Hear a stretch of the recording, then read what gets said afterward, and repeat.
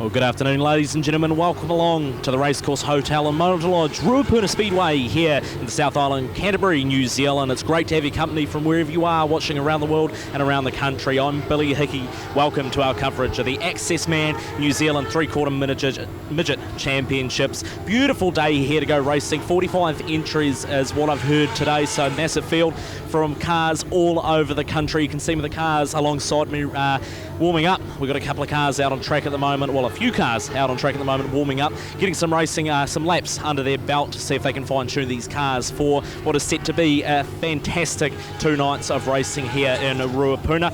Present is your 1NZ Jeremy Webb. He is here and this is his home track.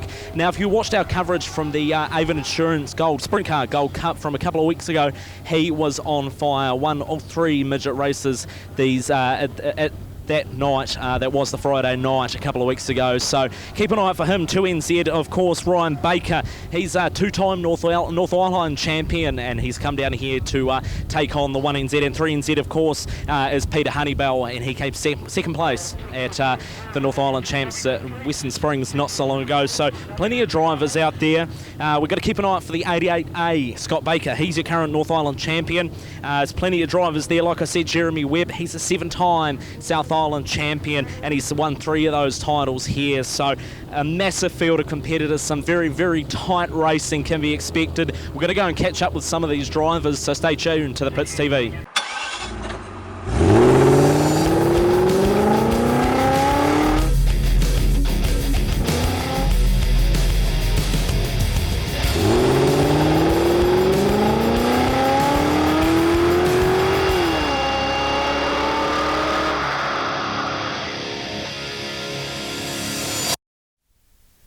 Right, I'm here with our current 1NZ Jeremy Webb. How are you feeling going to this weekend? Home track, 1NZ. The nerves must be pretty wrecked. No, we're pretty relaxed about this one. It was winning this thing was something I've always wanted to do, and we finally got it, and we've moved into the midgets now. So I'm pretty relaxed about this one, which is I think it's probably going to do us better over the weekend. We'll just be more focused, more relaxed, and yeah, if we can stay out of trouble, then no doubt we're going to be at the front. We're going to be fast.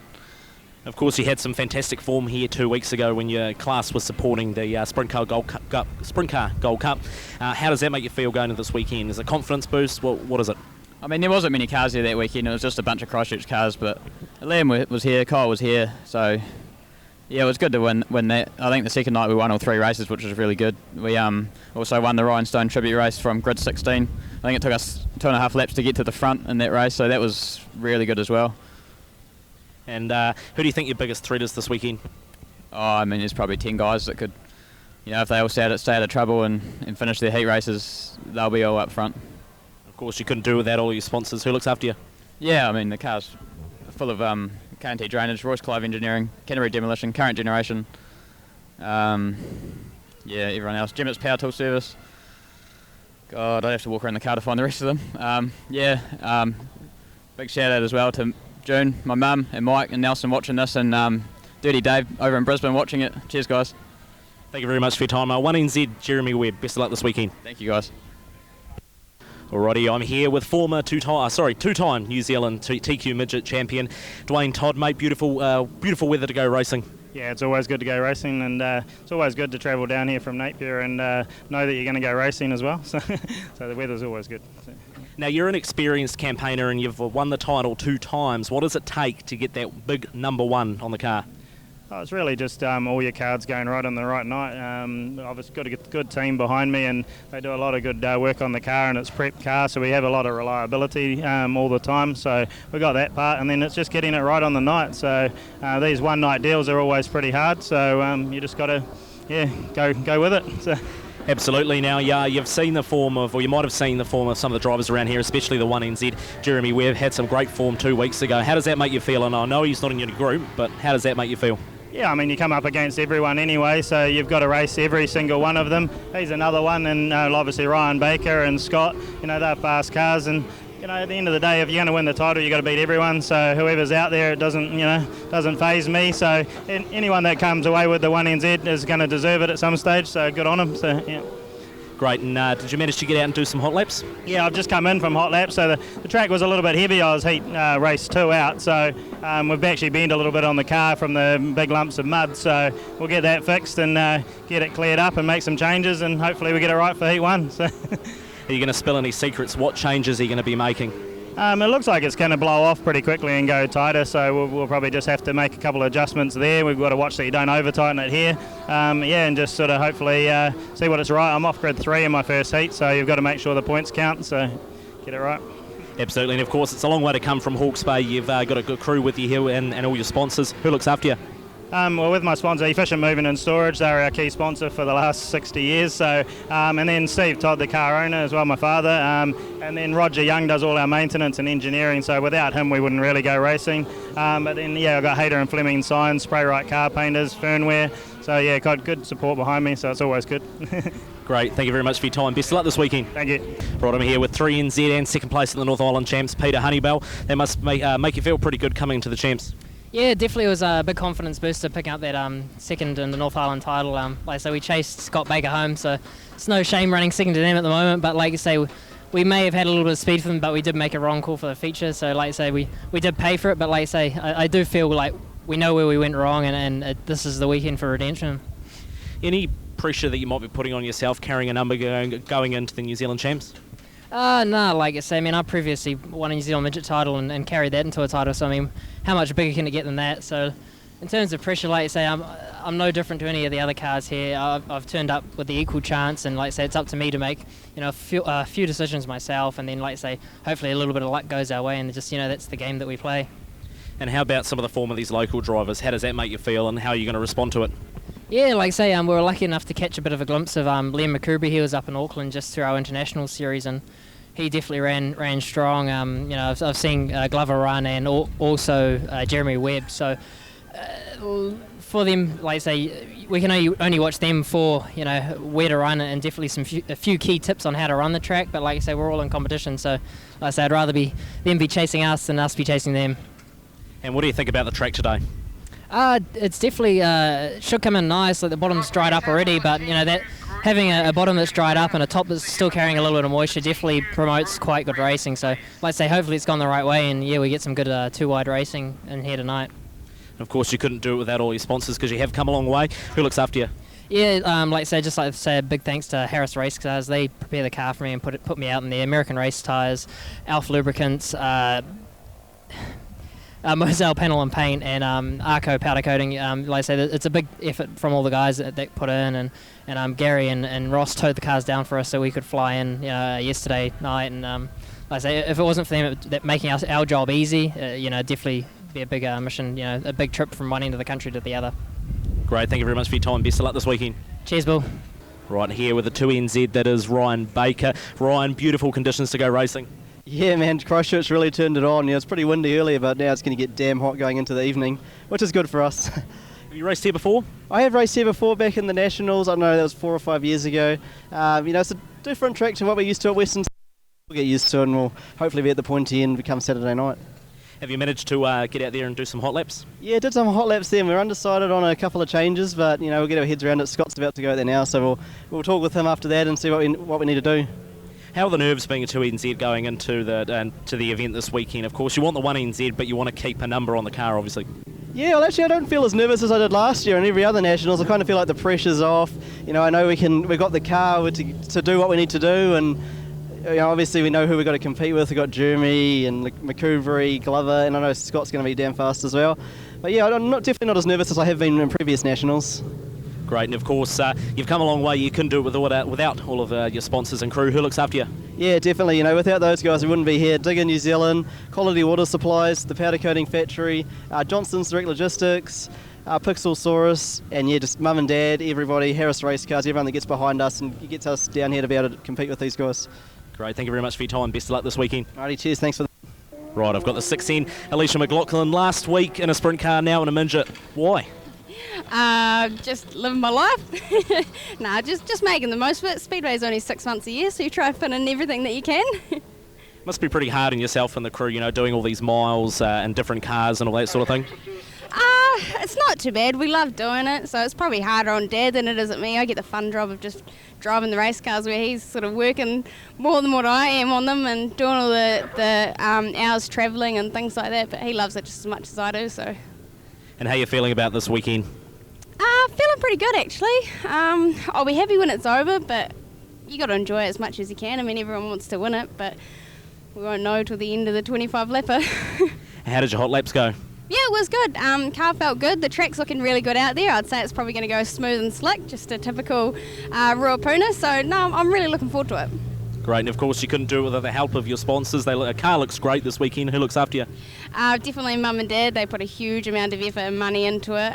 Jack's Tyres, Supercharged Batteries, Brian FM, Port Motueka Marine Services, Joe Carey and Alex Hill put a lot into it. Image Press Media, Footprint Signs and Designs. Harris Race Cars helped me out. There's just so many people to thank. Great, thanks for your time. Best of luck this weekend. Cheers, guys. Thanks. Right, I'm here with the 46A, Aaron Humble, mate. You just come in from some hot laps. First impressions? Yeah, it's quite a good track. It's got some embankment there, which we're not really used to down north. But car was a bit loose, but I'm sure they've got the crew working on it now, and I'm sure they'll give me a pretty good car for the first heat coming up. What adjustments are you going to be making to the car to set it up right for the racing tonight?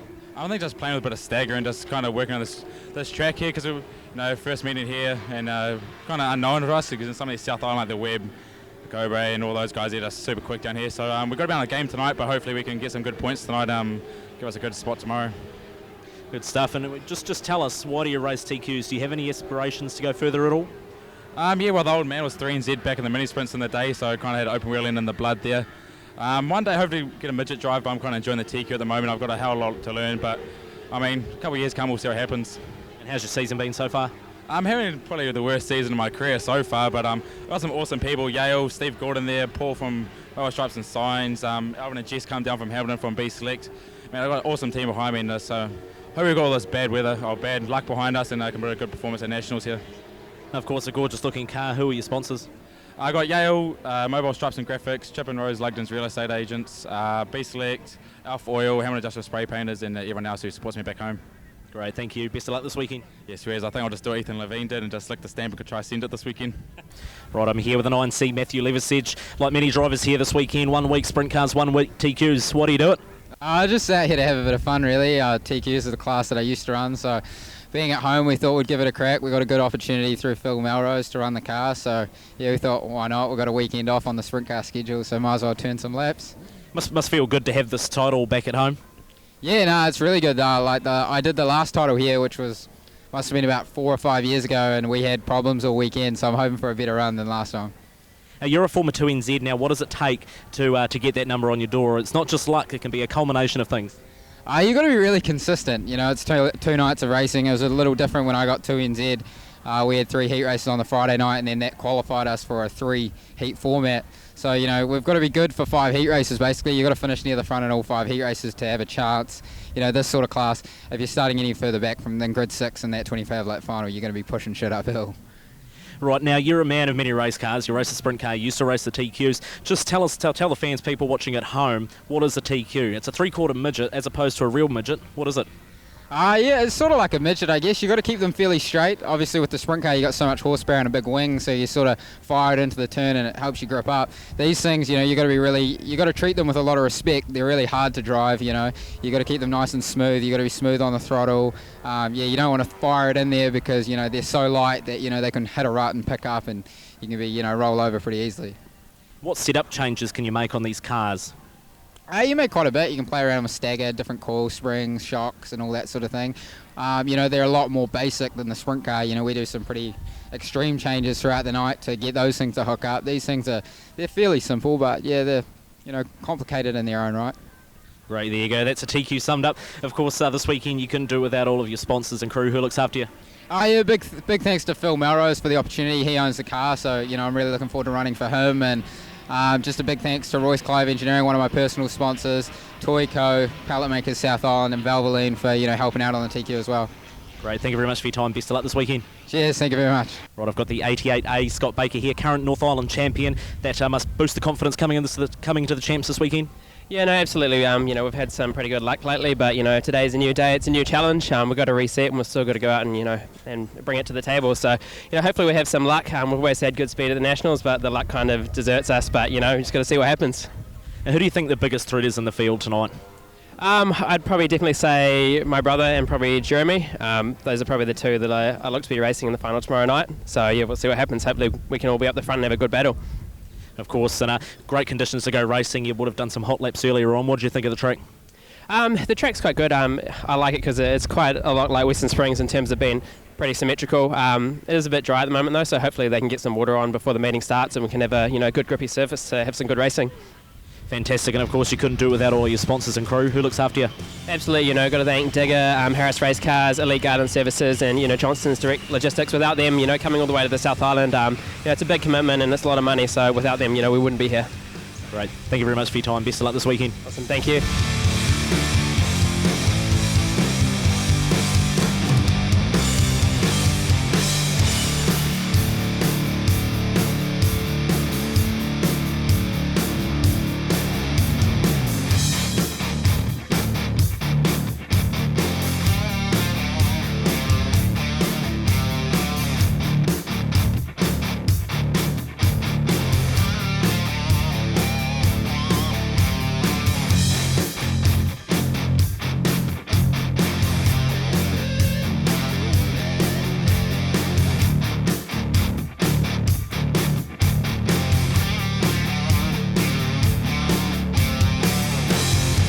First one out, of course, is car number 19 in the Duff Motorsport car. That is Scott Cosby.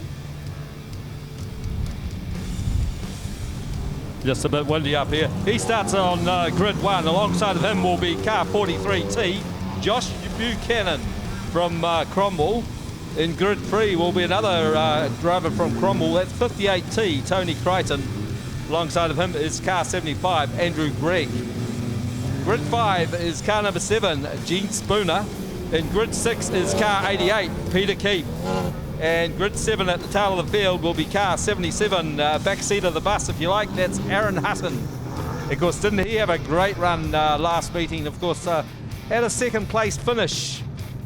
So he'll be looking to try and get his first win, but it's going to be a bit difficult from the rear of the field.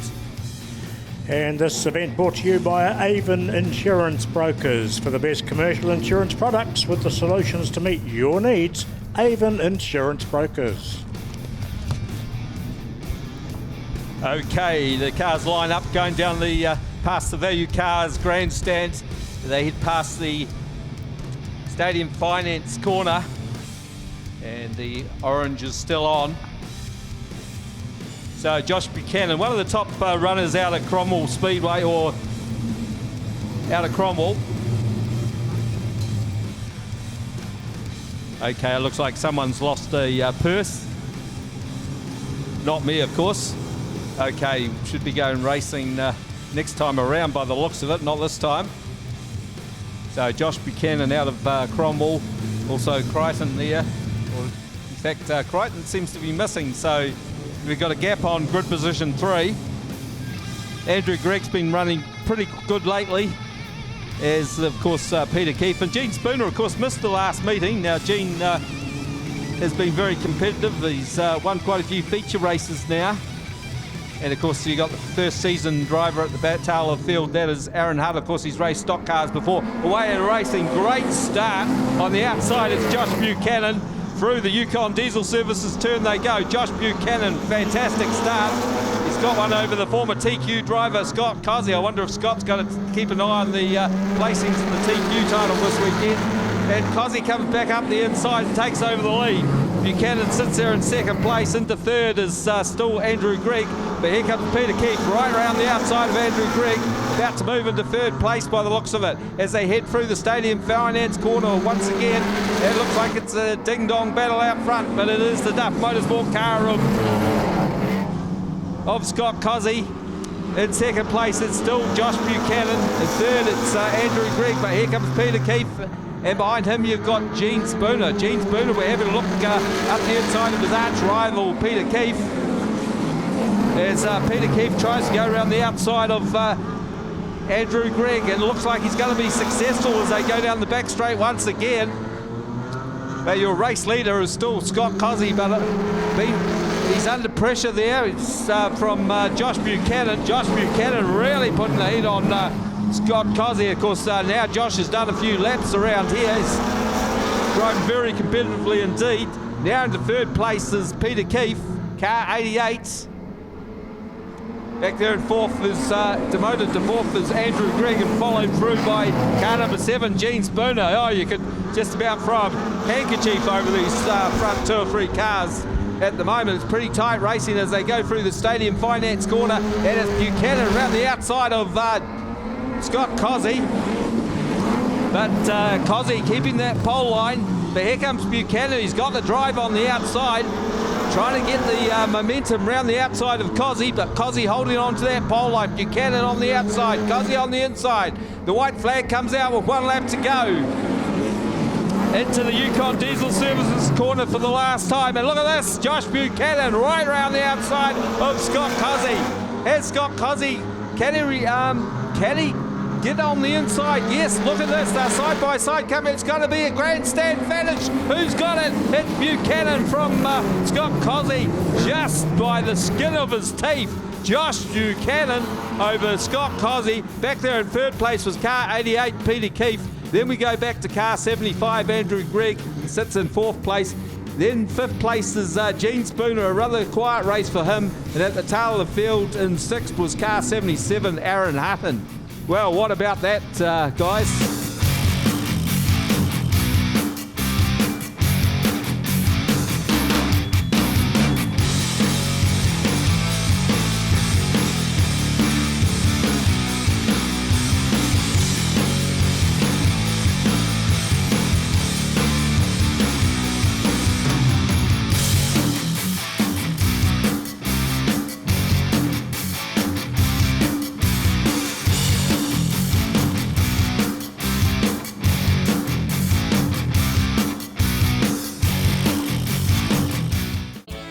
St. Nicholas is a familiar sight around Bluff as she steams out to capture Can-Do Fishing's famous Bluff Kinner. Once caught, the Kinner is brought back to the purpose-built factory in Bluff where it is processed, packed and shipped fresh to you. But that's not all that Can-Do Fishing can do for you. Try some of their green-bone fish or delicious power products and you will soon see why seafood from the Bluff is world famous. So head to your local fish market or supermarket and ask for Can-Do Fishing Kinner, fish or power. Can-Do Fishing, there's nothing we can't do for you. Okay, this is where it all begins. This is Heat 1 for the New Zealand TQ Championships, brought to you by 0800 2 Get High, that's Accessman. And sadly, one of their cars, or the sponsored car, has been scrapped, unfortunately. The driver's got a head concussion or something like that, can't race, which is disappointing for them. But anyway, this particular heat is Group 1 versus Group 3. Now hopefully we'll get an opportunity to try and split the groups for you. I know that AJ's written them all down in his beautiful doctor's handwriting, so he may be able to read his own writing later. Let's go from grid position number 1, 66N, that's out of Nelson obviously, that's Jaden Corkill. From grid 2, 4A, Troy Pennington out of Auckland. Grid 3, 21C, the Christchurch car obviously, Tim Yellowlees. Grid 4, 72C is Brett Booth. Grid 5, 9A, out of Auckland, Morgan McHugh. Grid 6, 35A is Kieran Rose. From Grid 7, 57N is Morgan Frost. Grid 8, 41A, and 41A is Jacob Lecren, one certainly to watch. From grid number 9, 82 out of Greymouth, and that of course is James Thompson. Thompson boys will be racing each other tonight sometime. From grid position number 10, number 3 NZ is Peter Honeybell. From grid 11, number 11 out of Christchurch, and of course that is Liam McCoubrey. From grid number 12 is 8A, and that's Lawrence Baker.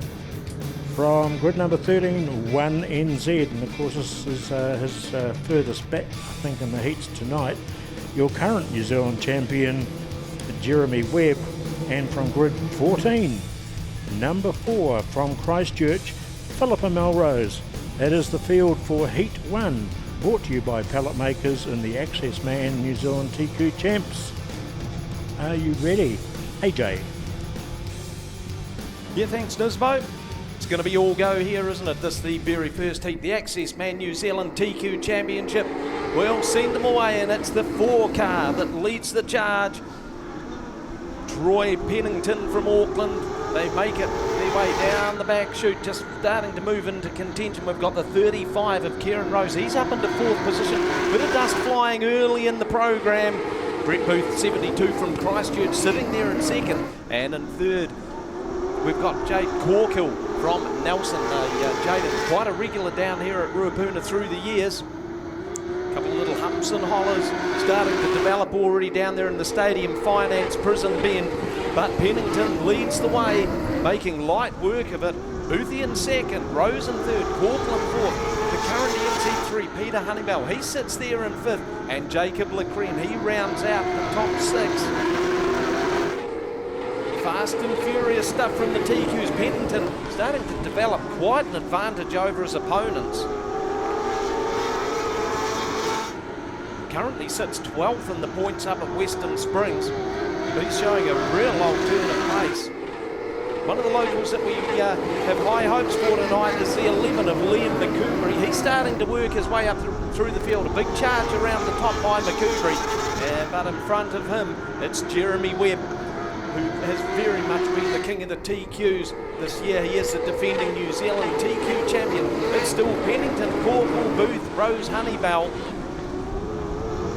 Webb did start from right near the back of the field from grid number 13, getting his title defence off to a great start. Sitting there in 7th spot right now, McCoubry shadowing him. You'll see Webb just starting to work the high line on the track, moves out a little bit higher. Of course, he has the confidence of having the pace in that vehicle. McCoubry, one of the few locals this year that's actually threatened Webb at any time. We've got one round, it's Corkill, first spin of the Nationals, lap number 7, just about at the halfway mark. So we do go yellow. Don't think there's a prize for that, is there? Not that I'm aware of. Of course, we do go back to the previous lap, so that's why Rose is in front of Honeybell. Green flag flies again. Honeybell makes a charge up the inside. Nothing's going to stick for him. Again, we've got McCoubry shadowing Webb. Webb just moves his way up into that 5th position, driving patiently, just waiting for the gaps. Another two, 3 cars tied up down there. 2 of them end up spun around. One of them is the 4 of Philippa Melrose. Yeah, it's a 57 car there, AJ, of Morgan Frost. There's a wee bit of a touch-up coming into that turn and spun around. So Tim Yellow leads is the other one that's come in. So some steering damage there, and Philippa just glided in there trying to miss him. But yeah, not good. Looks like they're calling for a hook truck for the 57 car from Nelson, Morgan Frost. Next cab off the rank. Of course, Lawrence Baker is the man when it comes to the Baker family. He's the head honcho of that. 2 very talented sons racing in the TQs. Just notice a little bit of argy-bargy as bit of contact was made as the field went through the Yukon Diesel Services Town Bend. Now we've got a car that's going to roll to a stop on the start-finish line. Not particularly useful. They're going to be able to coast down to the inside. Maybe only just. As Pennington still leading the way, it is the 8 of Lawrence Baker. Brett Booth still hanging on to 2nd. Rose in 3rd. Here comes Webb, one of his trademark charges around the top. He is the defending New Zealand TQ champion, Jeremy Webb. Sitting there in 3rd, lap starting to count down. 5 to go next time. He muscles his way through. And the K&T Drainage, number 1 New Zealand, sitting now into that 2nd position. McCoubry, he's stuck a little further back in 6th. Got a lot of work to do to catch up with Webb. But Troy Pennington making every post a winner.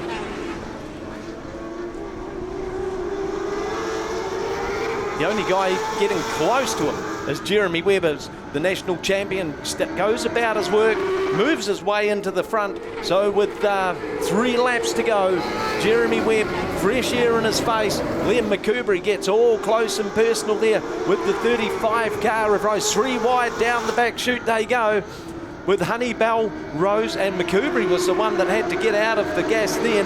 Be white flag out next time around for our race leader, Jeremy Webb. Troy Pennington still hanging on to second. Boothie making the 72 car as wide as a bus there in third spot. Rose makes a bit of a dab around the outside, but here comes Honeybell, the dash for the line, and it's going to be Webb that takes one. Pennington in second. Third place goes to Brett Booth. In fourth, it's Kieran Rose. Just one lap to go, rather. So Webby's just going to coast his way in. Big move up. It's a 35. Made contact with Honeybell. I'm sure that the officials have seen all that nonsense going on. We will hold those placings. Webb, Pennington, Booth, McHugh, Honeybell, Rose, McCoubrey. That is the top 7 as they went across the line. But certainly the last time they went through the Stadium Finance corner, there was plenty of contact there. Drivers just fighting for some territory. Track already looking a little bit on the dry side, particularly down there in the Stadium Finance corner. That wind doesn't appear to be too brutal, Warwick. Got a broken computer? Don't throw it in the bin. E-Waste Services to the rescue! Has your TV or toaster blown up? E-Waste Services to the rescue! Be a superhero. Recycle your electronics today. You don't even need to leave your home or business. They'll pick up most items anywhere in the Wellington-Kapiti region. E-Waste Services. They recycle anything with a plug. Head online to ewasteservices.co.nz or call 564 5464. Canterbury Waterproofing. If you need to keep the elements out, then you need to see Canterbury Waterproofing. Give them a call. They'll keep you nice and dry. Okay, Heat 2. This is Group 2 versus Group 4. And let's quickly go through this field. From grid position number 1 is 84C. That's Ben Morgan. From grid 2, 12 out of Nelson. And that is Graham Porter. From grid 3, number 6 from the Bay of Plenty, that's Dwayne Todd. Grid 4, number 9C will be driven by Matt Liversich. From grid 5, 46 GM, that's Cameron McKenzie out of Greymouth. Grid number 6 is 6C, that's James Smith. Grid 7, 6 out of Nelson, Alicia McLaughlin. Out of grid position 8, 32 out of the Bay of Plenty is Chris Gills. From grid number 9 is 89C, and that's Gareth Bindon. From grid number 10, 2NZ, out of Auckland, Ryan Baker. From grid 11, number 64A, out of Auckland, Gina Harris. From grid 12, number 12, out of Christchurch is Kimberly Yateman. From grid 13, 88A is Scott Baker. From grid number 14, 63 from Christchurch, is scratched. Grid number 15 is 7A out of Auckland, Josh Melrose, and grid 16, another Auckland car, the 97A of Ben Morrison. 15 laps the distance. This is Heat 2. Okay. The Accessman South Island champs. Okay, I'm just down here with Lawrence Baker, car number 8A. A bit of an issue there, Lawrence. Yeah, it was all going well, and then get a bit of a bump coming out of 2, and went into 3, and just lost all power. So not sure whether it's knocked something electrical off or what's going on. Hopefully we can see you out in the next heat. Absolutely, hope so. It's not good to lose one heat though. That's the problem. So we'll have to go for it. Be interesting to see how Matthew Liversich goes in this one. He's like Alicia McLaughlin, out of sprint car mode into the TQs for this weekend. And let's send them away another 15-lap journey. And young Ben Morgan, he's the driver that will head them through. Dwayne Todd in second. Liversich, big charge up the inside into second position. And Liversich has got the elbows well and truly up. And he's going to lead them round through the Stadium Finance Prison Bend. Gone yellow. Untidy start is the call for heat number 2, the Accessman New Zealand TQ Championship. We are in the starters' hands. So one of the very youthful drivers here at Ruapuna. Ben Morgan, he is on the inside of the front row. Outside of him, Graham Porter from Nelson in the lift and shift car. And again, Liversich showing some great pace already round the top, and Liversich leads the charge. But Morgan comes back for another bite at him. Dwayne Todd, a big bonsai move up the inside, and it will be Todd. He actually drifts back into third as the Liversich car just pulled off an outstanding run there coming out of the prison bend. Alicia McLaughlin, another sprint car pilot who dabbles in the TQs quite regularly as well. Alicia on the inside in the 6 car, sitting there in third. But it is still Ben Morgan leading the way. Liversich, these two trading places. McLaughlin in second, Todd in third. Boy, they're stacks on the mill further back in the field. The front four have got quite a break over their opponents. It's Morgan in that orange and black 84, setting a cracking pace at the front. Liversich, he's going to come back and have another lash at the leading spot.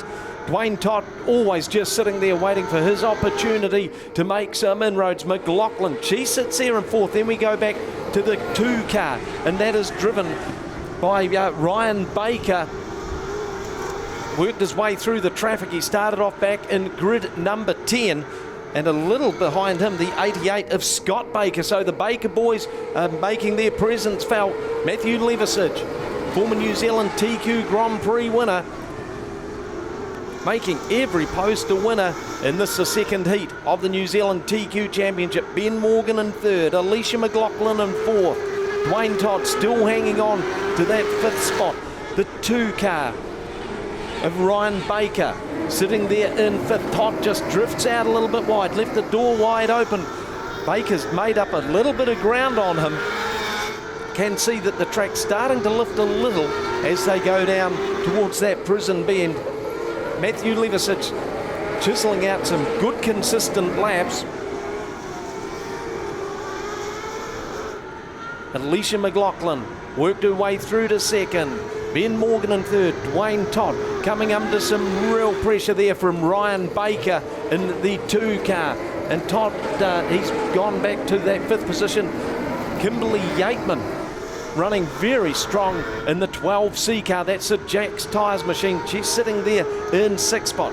Scott Baker in 7th. But it's Matthew Liversich starting to extend that advantage over his opponents. He's got half the length of the back straight over McLaughlin. Ben Morgan running the wheels off the 84 car, sitting there in third. He has got Ryan Baker breathing down his neck. Dwayne Todd, he's been shuffled back a little into 5th. Yateman in 6th and 7th. It's the 88 of Scott Baker. The rest of them quite some distance behind now. But Livisich's advantage is blowing out. It's over 2 seconds now. Morgan hanging on to a perilous advantage over Ryan Baker. Yateman, she's worked her way up into 5th spot. Todd back into 6th and 7th. It is the 88 car of Scott Baker. It's been a commanding performance by Liversich. Of course, his last showing here at Ruapuna ended in tears when he went through a very big sprint car crash. When he entered for these New Zealand TQ Championships, he certainly became a dark horse. And the Toyco number 9, white flag out. Just one more lap to go for Matt Liversich. It's all go here for the minor money. Alicia McLaughlin sitting there in 2nd. Ben Morgan in 3rd. Ryan Baker in 4th. Yateman in 5th. In 6th it's Scott Baker. Dwayne Todd, he's just faded back to 7th. Gillis in 8th. Checkered flag time. Matt Liversich takes a win. In 2nd place it's Alicia McLaughlin. Ben Morgan in 3rd. Ryan Baker 4th. In 5th Kimberly Yateman. Scott Baker 6th. Dwayne Todd 7th. Gillis in 8th. 9th was Cameron McKenzie from the coast, and Ben Morrison crossed the line in 10th after starting back there in 16th. The track not offering too many favours to many. Right, I'm here with our current 1NZ, Jeremy Webb, and you said to me on the way over here, if you're quick as me in that heat, whatever it was, but fantastic racing anyway. Yeah, no, that was really awesome. I think we've got a grid 13 and a 14 over our 5 heats, and yeah, we're off 13 in that one, and to get the win is exactly what we needed, you know, maximum points from our back grid. So I watched that last heat and no one really moved forward, so we're probably going to just look to advance to 2 or 3 spots or whatever in each we can, and you know that heat there is exactly what we need to run up front. How about the run from the young fella Troy Pennington? You know, his first New Zealand champs versus yours. Well, you've done plenty of New Zealand champs, so you know what it's like to get out there for your first one. Leading it though, pretty impressive, but you managed to pass him. Yeah, he's a young bloke. We watched him when we were running the midget at Auckland, and he's pretty good. I think he actually ran on the podium, which is pretty hard to do up there, especially at 16 or however old he is.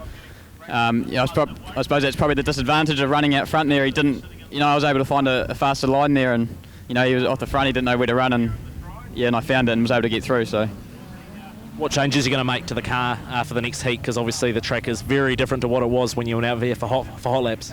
Yeah, it looks like they're really struggling to get off turn 4 there. They're all sideways and they're not going forward. So we'll make some pretty major changes.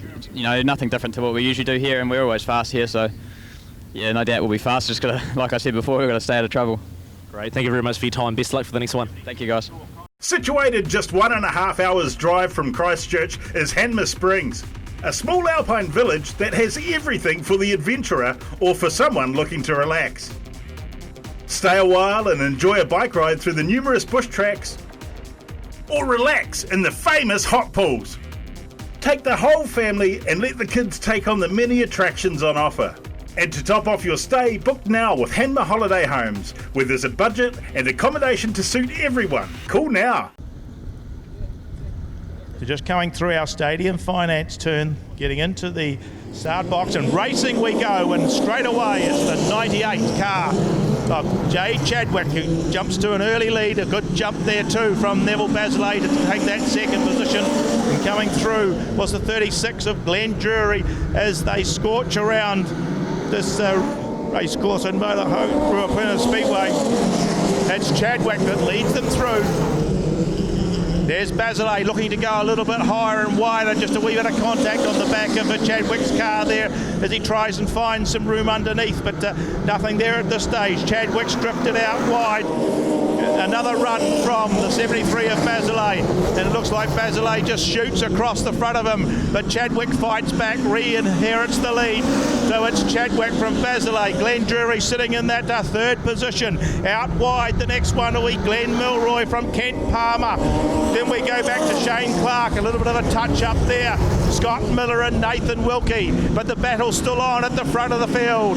It's the Waterford car of Jay Chadwick who leads the way into the Stadium Finance prison turn. He's gone out wide, chasing a little bit of dirt that may be there, and he maintains his lead down our Performance Petrol back straight. Neville Basilay still holding that second position, just drifted back a fraction. Doesn't want to make too much of a mistake there because the 36 of Glenn Drury and the Accessman Toyota is hounding him pretty closely. Glenn Milroy holds the fourth position in the 45, although it looks like the 72 of Shane Clark's just nabbed that one. And we go out to Kent Palmer, Nathan Wilkie and Scott Miller. But young Chadwick doing all the work out in front, had to battle for it in the early stages, but has pulled out a comfortable lead now at this stage. Basilay in that second spot as they go down the back straight. Glenn Drury still holding third, but coming under some pressure from Shane Clark, who gets on the outside of him but couldn't find any way round. Darry finds a hole on the inside. He's come down on the stick running, but there's no drive there, and he drops back to that fourth position again. So it's still Jay Chadwick from the 73 of Neville Basilay. These boys have gone a little bit higher now. So too has Drury. Shane Clark persisting with a lower line run, trying to get underneath Drury. He's closed up a little bit. Down the back straight they go. This is where the battle is at this stage. Shane Clark puts his nose underneath, but he slides up the track there. There's nothing much to hold him. And the 36 of Glenn Drury holds on to that third position. The white flag's out. The midget boys are on their way home. Jay Chadwick down the warehouse car's back straight. into our Stadium Finance Prison Bend for the last time. He'll take a well-earned win in this one. Second home will be the 73 of Neville Basilay. Third place going to Glenn Jury in the 36 car from Shane Clark, 72. The 45 of Glenn Milroy. Kent Palmer, Nathan Wilkie and Scott Miller rounds out the field. Well, young Chadwick had to do some work there in the early stages to cement his place at the front of the field, and he did it quite well in the end. A win to Jay Chadwick from 73 Neville Basilay, with the 36 car of Glenn Jury taking out that third position. Right, I'm here with the 9C, Matthew Liversich. Fantastic opening account for the championship at your home track. Yeah, no, I couldn't think of a better way to start it. You know, we knew off grid 4, we had to make the most of it and, you know, move forward. So, yeah, doing the heat, we're really happy with that. Now we'll focus on our next one. And how about the start? Yeah, I sort of just thought I was back in the sprint car, really, rip it in around the top, and then I realised, man, this thing ain't going to grip up. So, you know, got back to the bottom and managed to, you know, lead the race, yeah, near start to finish, and just started hitting my marks, and I knew, you know, it'd be pretty hard to pass on a track like that. And obviously the conditions out there are a little bit tricky, it's a little bit skatey. What changes are you going to be making to the car to improve it for the rest of the night? We'll definitely tighten her up. She was probably a bit loose for what we were racing on. So, yeah, just tighten her up, you know, minor stuff. I think we're, you know, as a base, we're pretty good. But, yeah, just tighten her up, and I think I just need to tidy up my driving style a bit and, you know, focus, you know, a bit more. And of course, we couldn't do without without all of your sponsors. Who looks after you? Just a big thanks to Phil Melrose. You know, I'm driving the car for him, and then just my other personal sponsors that have jumped on board for the weekend: Royce Clive Engineering, Toyco, Pallet Makers South Island, and Valvoline. Great, thank you very much for your time. Best luck for the next one. Cheers, thank you.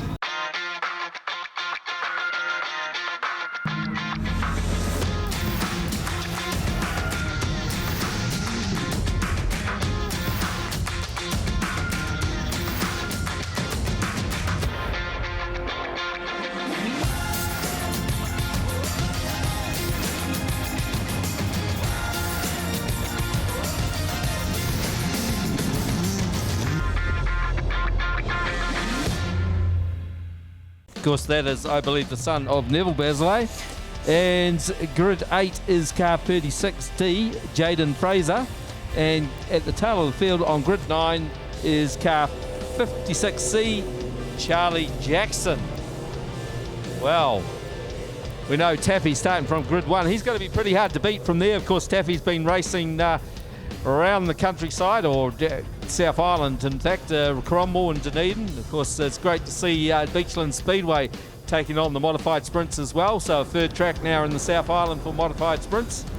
And also Jaden Fraser, the Dunedin car, starting there back in grid position 8. So we'll have to see how he goes. Of course, I think Jaden was originally running out of Invercargill, if my memory serves me right. You might be able to tell me a wee bit more about that, Warwick. I think Warwick's too busy eating at the moment, but never mind. Okay, so next time around we should be away and racing.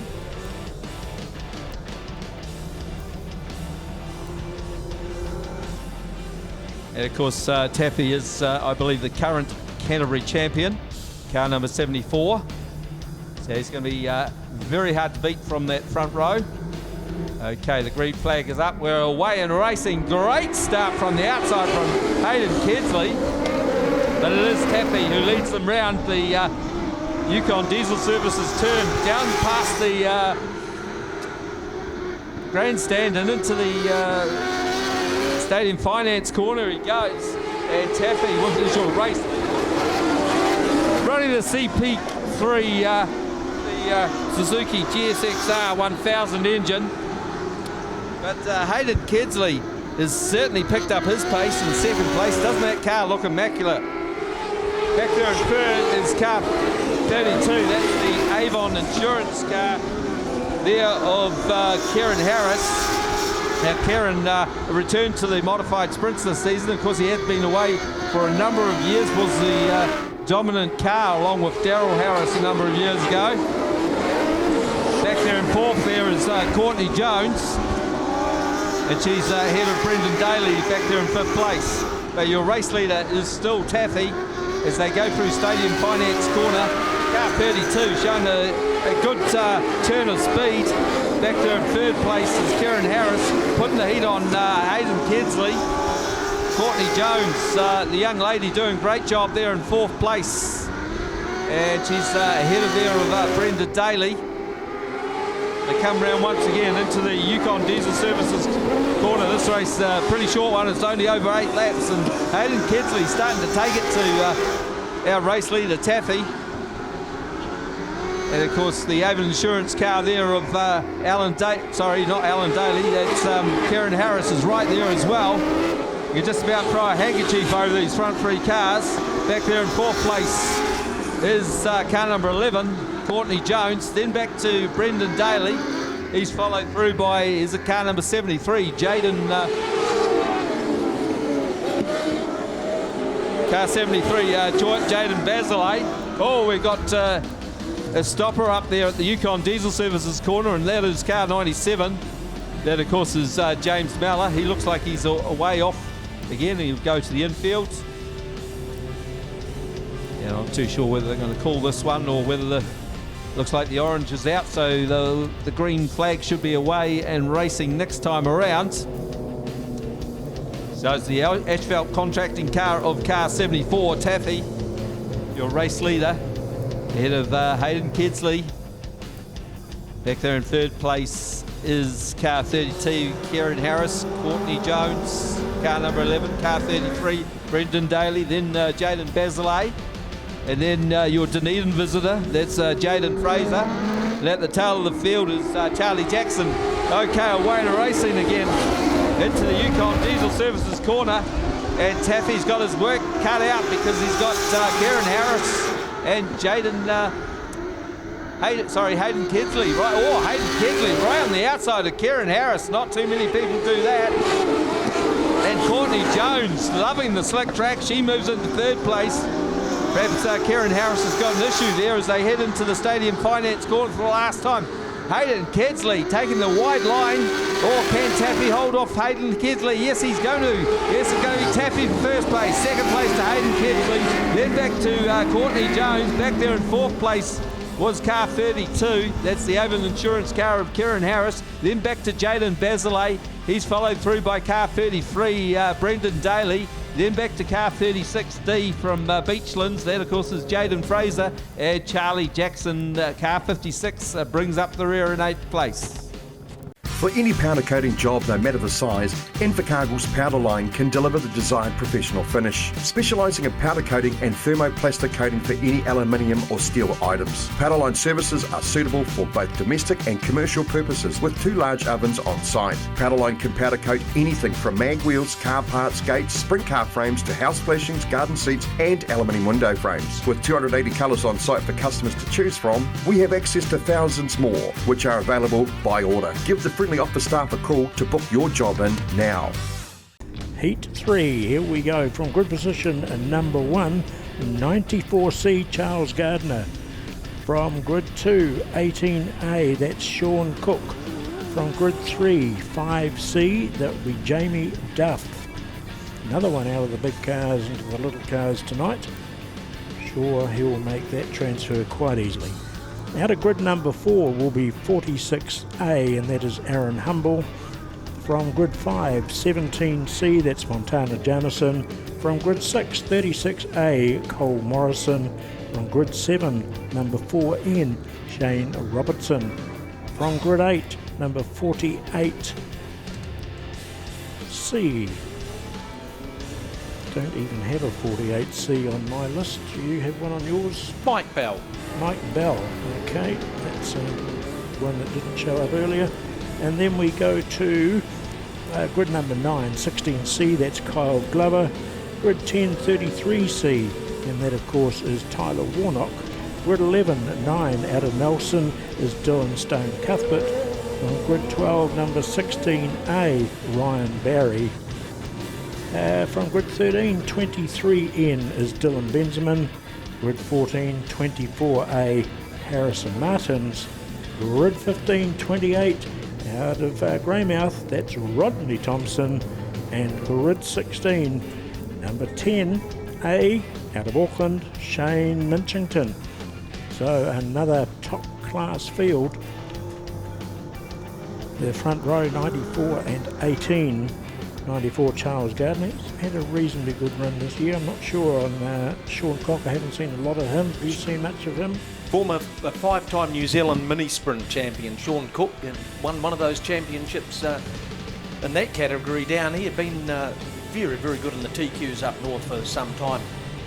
Ryan Barry got a lot of work to do from grid number 12. Watch this guy. He is one of the favourites for certainly for a podium. Long overdue to take out a win in the New Zealand TQ Championship. A top-notch competitor. The green flag flies. 15 laps is the distance, and it's Cook from the outside that leads him through. Humble's gone round, and everyone's missed him. The sea's parted. Goodness me. Not the way he would have wanted that to have started. Whether there was contact, I'm not too sure. It looks like he just went around. Did not look as though there was any contact in that one. Yeah, a few others were pretty lucky in that day, Jay, as they went to miss him, particularly the first corner of the race. A couple of cars just bouncing around out there as well. Those track conditions certainly do look a little trying in the bottom part of the racetrack. Yes. What's this, heat number 3, and it's getting as black as Johnny Cash's hat. Certainly looks very hard down there. Mind you, there is a good flat spread of dirt out wide.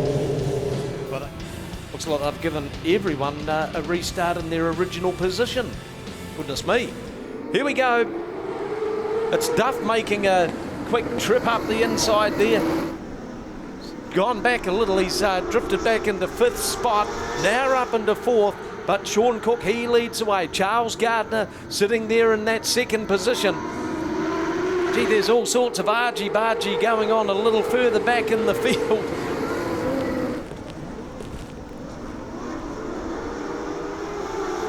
But Sean Cook putting in some very solid laps there at the front of the field. Charles Gardner in 2nd. Then we go back to the 36 car. We've got one around.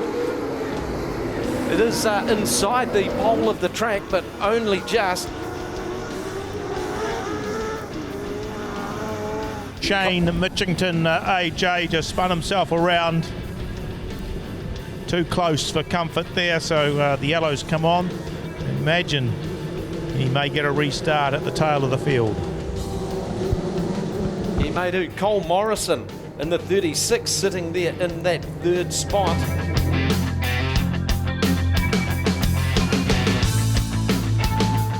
Pretty well ready to go green again.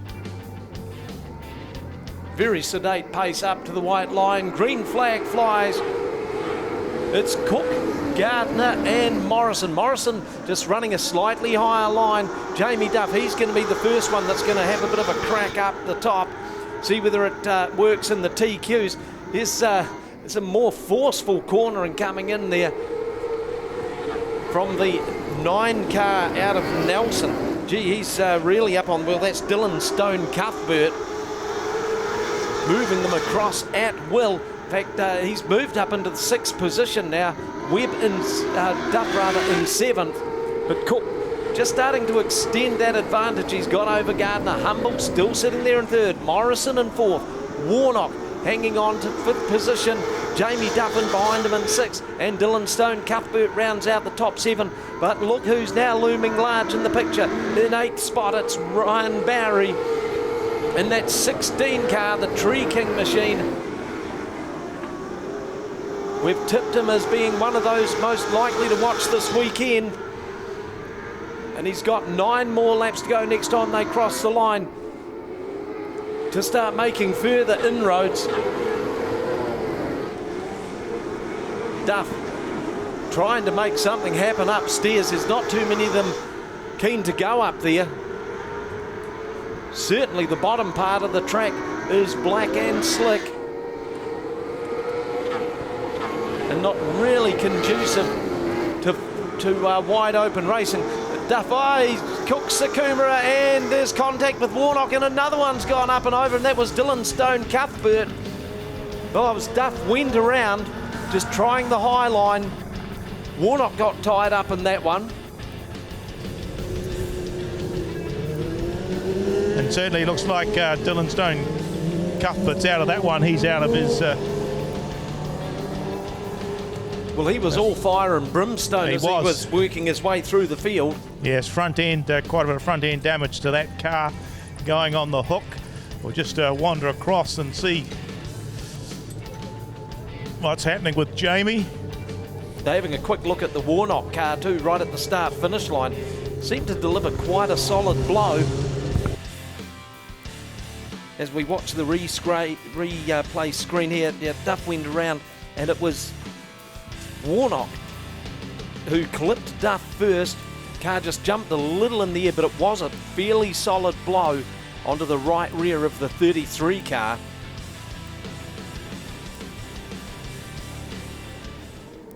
The field come round, green flag flies, 8 laps to go.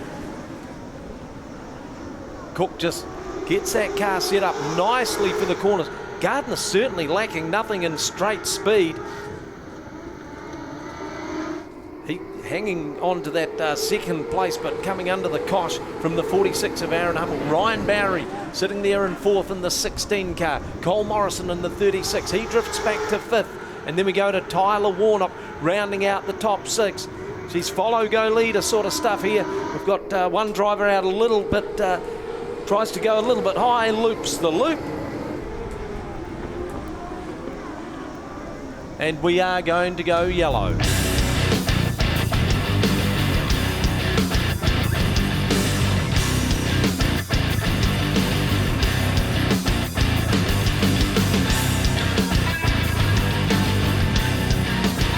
That's the 4 car just coming in. Oh, and Tyler Warnock spun out round there as well. So she's all on here. Not sure what happened. Something happened over the back straight, which we lost 3. And then anticipating a start, there was more involved in a little bit of a tumble. So it'll just be a little bit of a hold up, I imagine, while they check some of these cars out. Well, that was messy. And it looked like it may have been a similar sort of occurrence in the front straight. In fact, looking at the replay monitor, Tyler Warnock went around right in front of Shane Minchington in the 10. So they'll be counting their blessings. Well, that's Shane Robertson from Nelson's been pushed away. So too's the 24 of Harrison Martins from Auckland and the 33 of Tyler Warnock. So all a bit messy, but looks like it's worked out not too bad. Yeah, just a bit of debris on the track, AJ. That was the reason for the hold-up. Okay, thank you, Warwick. Green flag flies again. Picking up where he left off. It's Sean Cook, Ryan Barry. Nice as you like. Outside run by Barry. Round Humble moves up into that 3rd position. Now he's going to have to set about working on the tail of the 94 car driven by Charles Gardner. Gardner, he's just going to go about his business, run the tight line. Barry very confident with the pace and setup of his machine, still sitting there in 3rd. It'll be 5 laps to go next time they go across the line. But Sean Cook, untroubled so far in this heat number 3 of the New Zealand TQ Championship. Charles Gardner still hanging on to 3rd. Here goes Barry. Oh, just cops a little bit of the push. Threw him off centre a little. That allowed Hummel just to close up on him, but Barry's still sitting there in that 3rd spot. Morrison in 4th. In 5th, we've got Tyler Warnock. And behind Warnock is the 16 of Kyle Glover. But gee, it's a stroll in the park for Sean Cook. Not too many cars running off the pole line. Just a little bit of smoke starting to come out of the exhaust of the 16 car of Kyle Glover as he sits there in that 7th position. They're battling hard, but oh boy, the conditions are up against them right now. It's still Sean Cook, Charles Gardner, Ryan Barry, Aaron Humble. They're the top 4 with one up and over exiting turn number 2. That's the 4 car out of Nelson, Shane Robertson. Oh dear me, it's not something you could even script, is it? So green flag poised to fly again. 3 laps to go. Heat number 3. Barry Big run around the top. Ryan Barry still unable to get by the 94 of Charles Gardner. He's going to carry a lot more momentum down through the Stadium Finance Prison Bend. And indeed, Barry does move up into second, but Gardner's just found a little more straightaway speed. He's making him work for it. Reputations count for nothing when it comes to Charles Gardner. So Gardner still hanging on to that second position. Sean Cock leads the way. Ryan Barry, another big blast around the top. Gardner just steams along down low, making him do all the hard work. Humble just gets up onto the bumper of Gardner. Didn't move him across one bit. Checkered flag is about to fly here in this, the third heat for the TQs, and it will go to Sean Cook. He'll take the win. Charles Gardner in second. Third will be Humble. Fourth will be Ryan Barry. Cole Morrison in fifth. Tyler Warnock sixth. Seventh is the 16 car of Kyle Glover. Behind Glover was Minchington, then Montana Jameson, Dylan Benson, Martins, Bell, and rounding out the field, Rodney Thompson. Boy, she's a test of a lot of things, but a good solid drive there by Charles Gardner. He just went about his business with some of the heavy hitters of New Zealand TQ racing.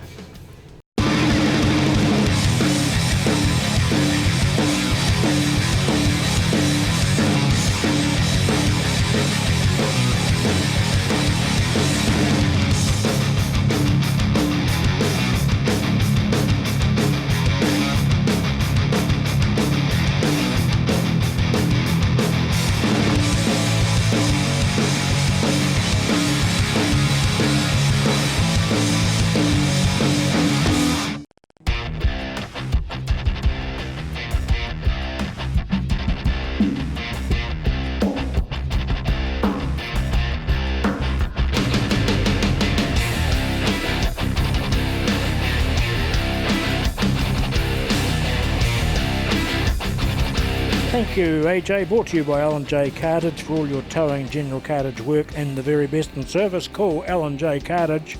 The field, this is heat number 4, groups 1 and 4. From grid position number 1 will be a 21C, that's Tim Yellowlees. From grid 2, 46 out of Greymouth is Cameron McKenzie. From grid 3, 88A is Scott Baker. From grid 4, number 6C is James Smith. From grid 7, 1NZ, Jeremy Webb. From grid 8, 72C, Brett Booth. From grid number 9, 89C, Gareth Bindon. Grid 10, number 6, out of Nelson, and that is Alicia McLaughlin. Grid 11, 97A, Ben Morrison. Grid 12, out of Auckland, 8A, Lawrence Baker. From grid 13, 4A, Troy Pennington. From grid 14, 35A, and that is Kieran Rose. And the back row, grid 15, number 66, out of Nelson, is Jaden Corkill. 15 laps is the distance, and looks like they're relatively all there. Cam McKenzie in the 46 Greymouth car, all on his lonesome. Scott Baker in the 88. Here's a guy that's struck some really good form lately. James Smith in the black 6C, sitting there on the outside of row number 2. Chris Gillis on the inside of row number 3. Beside him, Kimberly Yateman. The Dirt Flirt went up and had a bit of a crack at the boys at Western Springs over Christmas, and as always did quite an admirable job. And then the New Zealand champion Jeremy Webb starting his journey from grid number 7. It's Baker in the 88 car that leads him through. Gee, a good run there by Kimberly Yateman. She's in third. Here comes the one car of Jeremy Webb. He's carving them up very early in the show. Sitting there in second spot, Cameron McKenzie in the Greymouth 46 car. But car number 88, he does lead the way. That is Scott Baker from Auckland. McKenzie in second. Webb in third. Yateman in fourth. Then we go back to Gareth Bindon in the 89 car. So Bindon, another forceful competitor. That front five just starting to extend themselves away from the pack. Boothie, he's going to have to pedal hard to to keep up there with them. That's the Edge Parts and Performance 72. He's just at the tail of the leading bunch. Behind him, Jay Corkle in the 66 in, but Scott Baker, gee, this guy, once he gets his nose in front, we've got a yellow one round. It's the 6 in of Alicia McLaughlin. Yeah, no problems there, AJ. Just lost it on that slick bit herself. No troubles for anyone either. So Alicia will get her restart. Join. So Scott Baker, car number 88. He's the man charged with the responsibility of bringing them around. Current North Island champion. He's won the New Zealand TQ Grand Prix something like 3 times. So those Bakers very dominant up there in the North Island TQ scene. So it'll be Scott Baker, Jeremy Webb, Cameron McKenzie. They're the leading 3 as they still circulate under the yellow. Kimberly Yateman sitting there in 4th. That's the body fix number 12.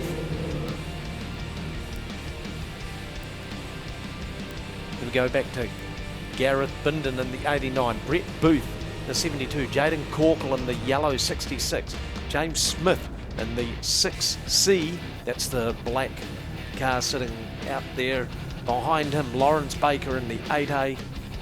The green flag set to fly again, heat number 4, New Zealand TQ Championship. Bindon made a charge up the inside, that elevated him up into 4th, but while that was going on, Jeremy Webb charged around the top of Scott Baker, and so Jeremy Webb, he does the lead the way now. Baker in 2nd, Yateman hanging on to 3rd, but she's coming under the close watch of Gareth Bindon in the 89. Cameron McKenzie in the white 46, just drifted back to 5th, and putting some real heat onto him is Jaden Corkle in the yellow 66. Webb, he's just got something that no one else has got. Starting to open up a commanding lead at 0.48 of a second over Scott Baker. Baker would have fancied his chances coming south. Yateman hanging on to 3rd. And she is opening up an advantage over Bindon. Some of these drivers say just know how to drive these slicker tracks. You do not need a whole bunch of horsepower on that. Corkle struck some problems. He's starting to drift back. He's been spat out of the pack like a dud check, and he's now circulating behind the rest of the field, maybe looking for an opportunity to retire to the infield, and that indeed looks like what he's going to be doing. If not, he's going to just circulate around there, trying to pick up some valuable points. The laps count down quickly. Webb has almost doubled the advantage that he had over Baker. Yateman hanging on to 3rd, Bindon in 4th. Good battle going on there for 5th and 6th between Cameron McKenzie from Greymouth and Brett Booth in the white 72 car. McKenzie just running the perfect line, making it difficult for everyone else. But Jeremy Webb, it's a stroll in the park for him. Baker can only sit and watch as the defending New Zealand TQ champion. 1.3 second advantage that Webb holds over Baker. Kimberly Yateman still hanging on to 3rd. Bindon's trying everything he can, just cannot close that gap. McKenzie and Booth, their private little battle still going on there for 5th and 6th. Corkle still just running around the top in the Dirtworks car. Obviously not a terminal problem, but just wants to keep gathering up those points. Gee, it's just effortless from Webb. He points that car wherever he wants it to go, and he pins his ears back. Did start this race from grid number 7, and he is making mincemeat out of them. Baker still hanging on to that 2nd spot. The gap between Webb and Baker, here we go, we've got one car rolling to a halt down there in the middle of the stadium. Finance Prison Bend. It looks like it could be the 46 of Cameron McKenzie. This is going to bunch them up. It could be about as close as they're going to get to Jeremy Webb in this heat. Gets ready to throw the green flag. Yateman has a cheeky look around the outside of Scott Baker. That one was never going to work for her, but she's getting a really good points haul there, sitting in third. Bindon in fourth. White flag comes out. Just one more lap to go in heat number 4. Accessman New Zealand TQ Championship. And Jeremy Webb managing to get all the power down onto the track that he needs in the K&T Drainage number 1. Takes a checkered flag. Second will be Scott Baker. Kimberly Yateman, she gets across the line in third, and fourth it's Gareth Bindon. Brett Booth in fifth. James Smith in sixth. Lawrence Baker in seventh. Kieran Rose in eighth. Ben Morrison in ninth. Gillies in 10th. Alicia McLaughlin was the next car or the only other car to complete the distance in 11th, and Jade Corkle still just cruising around out there at about a quarter throttle in that yellow Dirt Works Nelson car.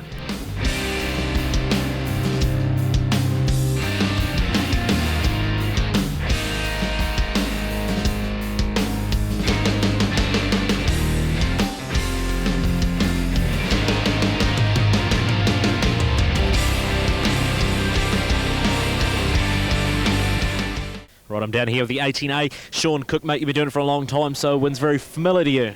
Yes, pretty of a challenging one out there. You know, we were lucky enough to start on grid 2, so we just ran on the bottom, and that probably looks like that's where the grip is, and that's that's where it is. Unfortunately, our next heat's going to be further back, so we have to try and figure out how to pass some cars. How are you going to pass some cars apart from going past them? Well, I'm going to try and throw the kitchen sink at it, see what we can do. I'm not that confident, but hey, we can only do what we can do and race the track, and hopefully we can come up with some passes. Fantastic. Well, thank you very much for your time. Of course, you couldn't do it without all of your sponsors. Flash-looking car, flash-looking suit. Who looks after you? Metric Tile, of course. They're a roofing manufacturer of roofing tiles, and hey, they looked after me for a long time, and I appreciate their support. And B&T and Hamilton Industrial Spray Painters, couldn't do it without them. Thank you very much for your time. Best of luck. Thank you.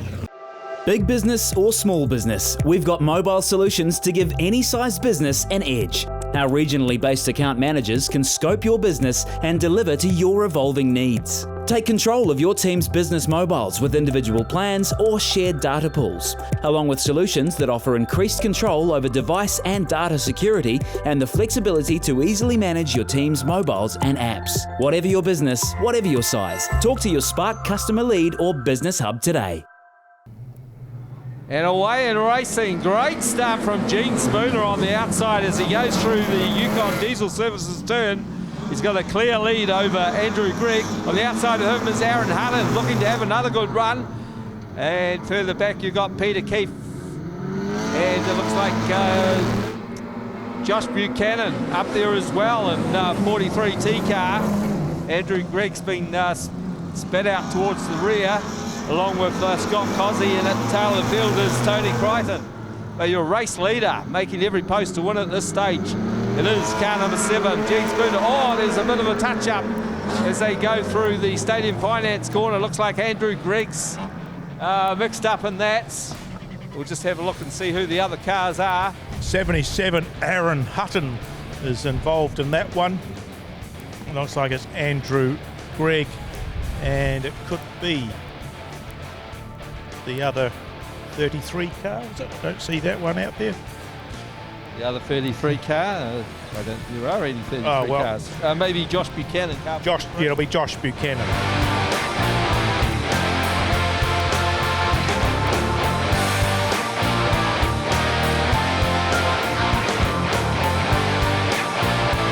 And here we go. And Peter Keefe, look at that. Tries up the inside, and but look at Spooner. He's keeping that pole line pretty tight. But Keefe up the inside of Spooner. Side by side through the Stadium Finance corner they go. Who's got the traction? Who's got the drive? As they come out of the Stadium Finance, it is Peter Keefe to the inside, Spooner to the outside. And Spooner looks like he's got the drive on the outside of the Yukon Diesel Services turn, but no, it's Keefe. So Peter Keefe leads them through the Stadium Finance corner, but it looks like Spooner's gone to the inside, trying to get the drive as he goes to the outside. Through the Yukon Diesel Services corner once again, and Peter Keefe just starting to pull away now. Peter Keefe, he's fair bit of experience, been racing since the 1980s, early 80s. Showing great form at the moment. Scott Cossie back there in third place, trying to put the heat on car number 7, Gene Spooner. And Josh Buchanan sits there in fourth place. A long way back to Aaron Hutton and Tony Crichton at the tail of the field. Track is diabolical out there at the moment. Very slick indeed on the inside. And Peter Keefe is just driving away from them at this stage.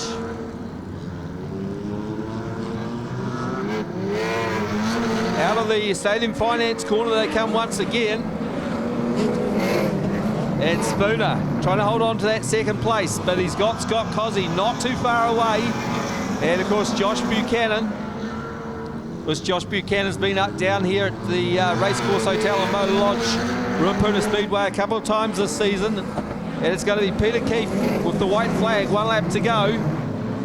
Spooner still holds that second place from Scott Cossie and Josh Buchanan through the Stadium Finance corner for the last time, and no one's going to get anywhere near Peter Keefe. Car number 88, second place to car number 7, Gene Spooner, and it's a close finish for third, but it'll be Scott Cossie, car number 19 in third, followed through by Josh Buchanan in fourth, car number 43T, then back to car 77, that's Aaron Hutton in fifth, and at the tail of the field will be car number 58T, Tony Crichton. Thank you, Lawrence. Hang Up Entertainment Services for all your event requirements, whether it's around New Zealand or in your backyard. Give them a call. They provide lighting, staging and rigging for events right across the nation. Hang Up Entertainment Services. And their event, which is the Midgets, is coming up next.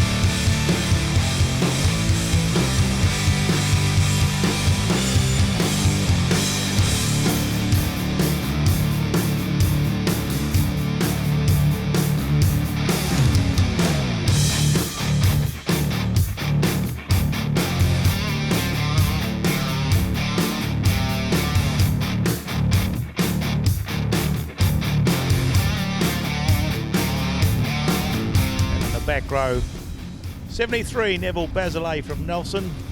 We certainly hope all things are not too bad up there, and some of you who come from that way, properties are safe from the fire that's raging.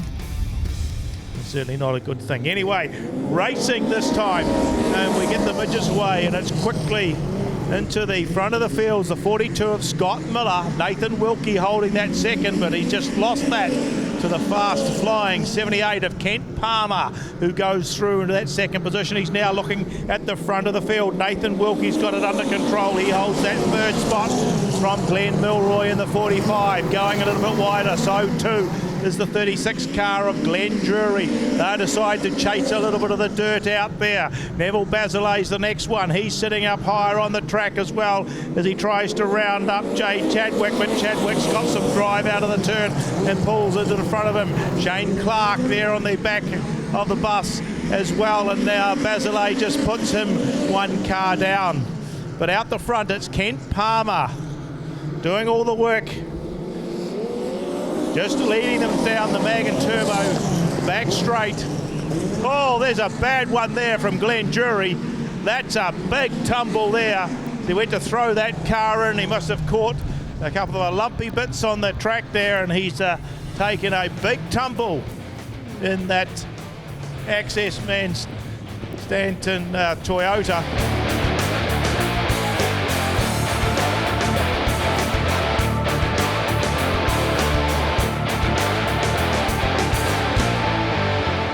Yeah, so Kent Palmer just leads them from the restart. Scott Miller going down on the outside. He's holding that second position, moving from his back starts the 98 of Jay Chadwick.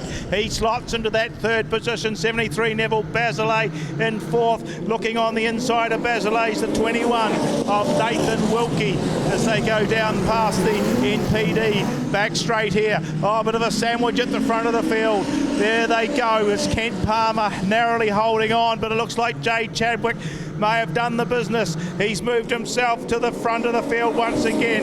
Palmer in that second position. Scott Miller still holding third. Jay Chadwick's chasing the dirt. So too's Neville Basilay. He's caught up right behind Scott Miller there. He manages to push his way through. And will he take that third place? He's up high on the dirt, comes down, but Miller manages to hold that third position. Nathan Wilkie on the inside, in behind him. Now Basilay finds some drive up high. He moves into that third position. He's now challenging Kent Palmer for the second spot. But meanwhile, out in front, Jay Chadwick doing all the business there, all in the clean air. He's said, well, the dirt seems to be the place to run. A wee bit higher and wider. Neville Basilay's gone there too. He's made that second spot from Kent Palmer. Then we go back to Scott Miller. He's under some pressure from young Nathan Wilkie as Wilkie keeps a nice tight line, and he comes through into that fourth position.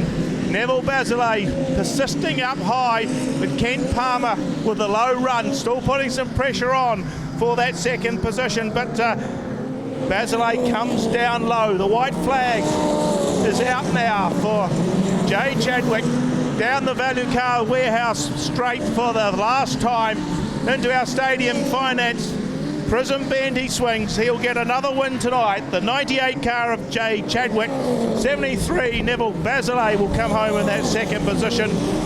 78 Kent Palmer third from the 21 of Gavin Wilkie. 42 Scott Miller.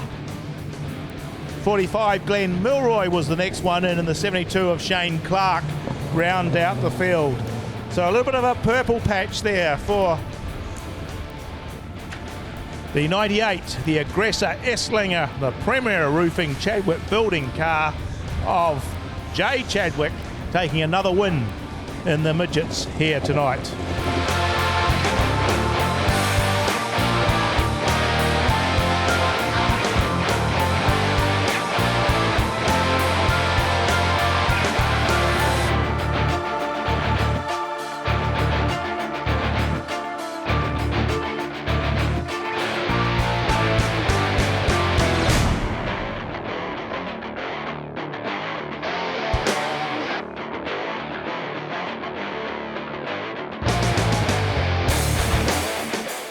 Hi, Malcolm Nardo from Suck It Up. We specialise in hydro excavation in the Canterbury region, safe dig methods around services. Also we do septic tank cleaning, drain cleaning, CCTV over your pipes. If you want an excellent service, please check us out on Facebook. Suck It Up Limited, 740 Marston Road, Christchurch. Call them 24 hours a day on 027 588 8809. What's the Prism Bend looking like, Warwick? Certainly Town Bend, probably about 1/3 of it is fairly smooth and barren. There's not much up on the Prism Bend. It's drifted up high towards the pit gates there. It's quite slick. There's certainly more dirt down the Town Bend end. Yes, that's certainly the impression that we were getting looking from this location here. Okay, clerk of the course Steve McCallum gives him the mark that we're going green next time around. That front row of Tyler Warnock on the outside, Jamie Duff on the inside. Dylan Stone Cuthbert in the 9 car, all on his lonesome in row number 2. Green flag flies, as does the dust. They make their way down through the Yukon Diesel Services Town Bend. It's Tyler Warnock leading the way. Jamie Duff in second. Helter-skelter stuff going on behind them. Sitting in third, it is the 28 car. Car number 28 of Rodney Thompson. He sits there in third. Dylan Stone Cuthbert back there in fourth. Minchington, boy, he's got some fire in his belly, this kid. Up into that 5th spot, but Tyler Warnock, he leads the way. Matthew Liversich just having some difficulties further back in the field. He did have that front row start last time around. He'll be wanting to gather up as many points as he can. In fact, when you look towards the tail part of the field, some of the big boys are struggling. Ryan Barry, he's in about 10th spot right now. But local drivers, Warnock and Duff, they lead the way. Thompson in second, Minchington in third, Dylan Stone Cuthbert in fourth, Josh Melrose in fifth, Ben Morgan in it's the next one. Then we go back to Ryan Barry and Martins. He is also just starting to make his presence felt. Gee, they're really starting to go hunting for somewhere where they can get any form of traction out there. With the weather forecast being 30 degrees for tomorrow, boy, that's ominous. In the meantime, Warnock and Duff opened up a good break over Rodney Thompson. The man to be watching is Ryan Barry in that 16 car. You'll see he is very, very content just to run the higher line. He gains a spot, he loses a spot, but it is all about momentum. And he could be the first of the heavy hitters that does start utilising the high line. Warnock, he's got the lap traffic. Stuck between him and Duff. That was the 12 of Graham Porter. Duff's managed to get by him. Porter just running down on the pole line. This heat race, 7 laps to go. Been very cleanly fought. But Ryan Barry now right up on the tail of Dylan Stone Cuthbert. 4 wide as they went down the back straight. But Barry, yep, he is hunting for that momentum.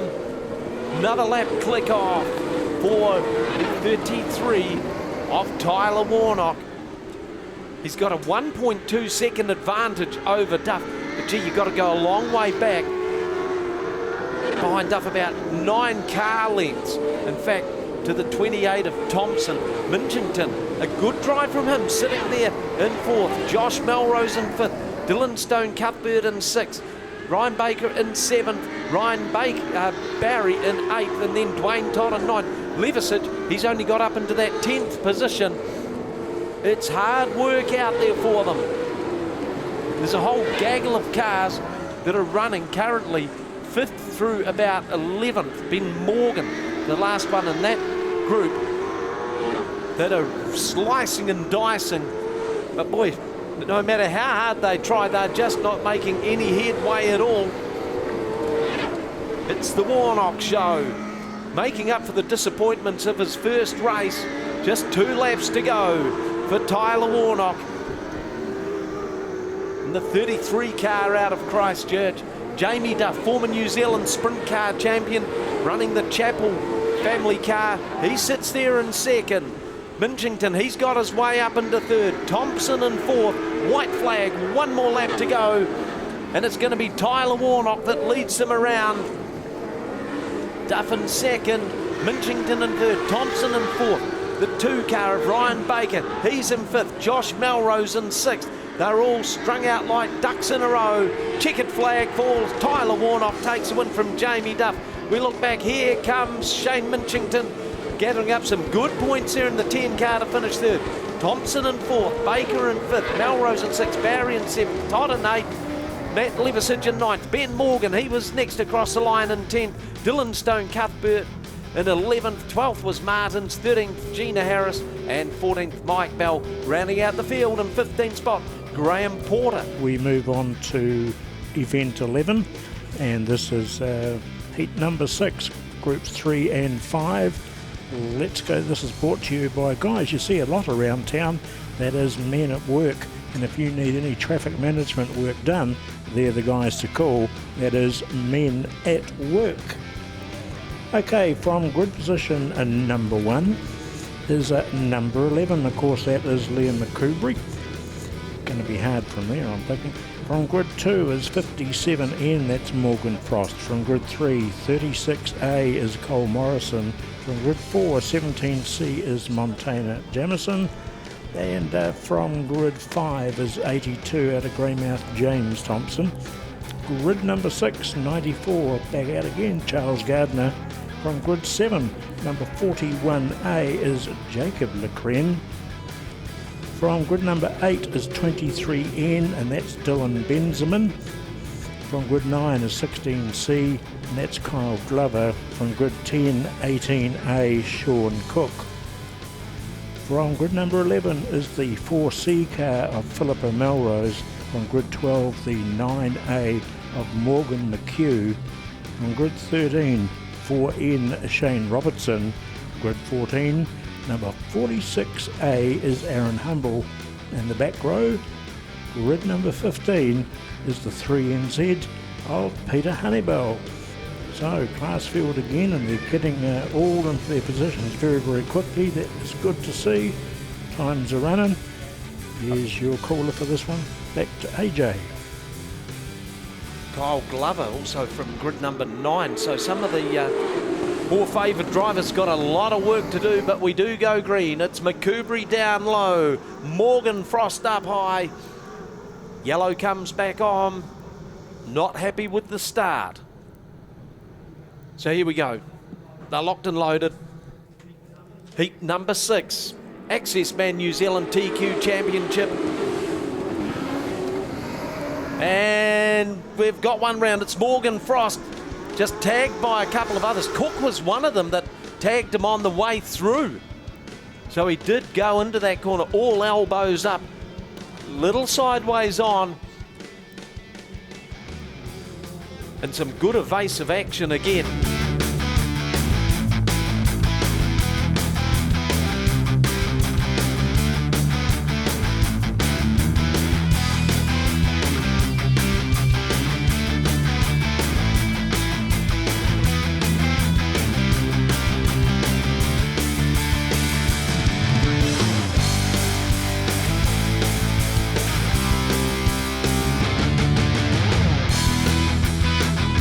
There we go, they just trundled down through the Stadium Finance corner.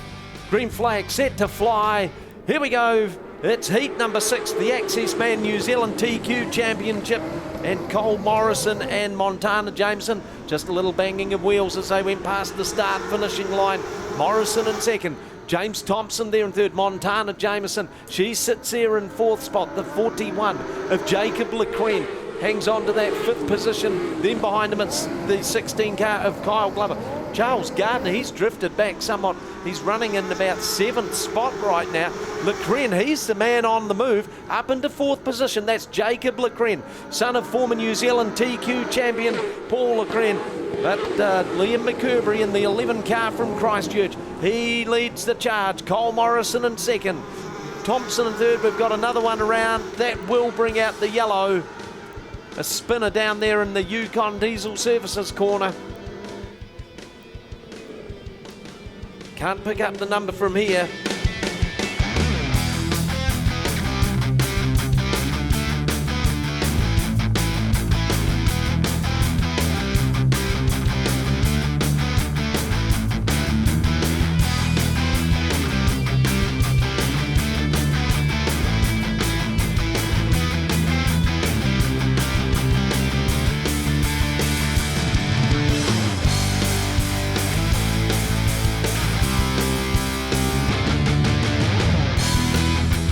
So Liam McCoubry, Cole Morrison, James Thompson, Jacob Lecren. Lecren started from grid 7. He's moved up several positions. Kyle Glover currently sitting there in 5th. Montana Jameson in 6th. So Glover, another who has made some big moves early on. He was starting back there in grid 9.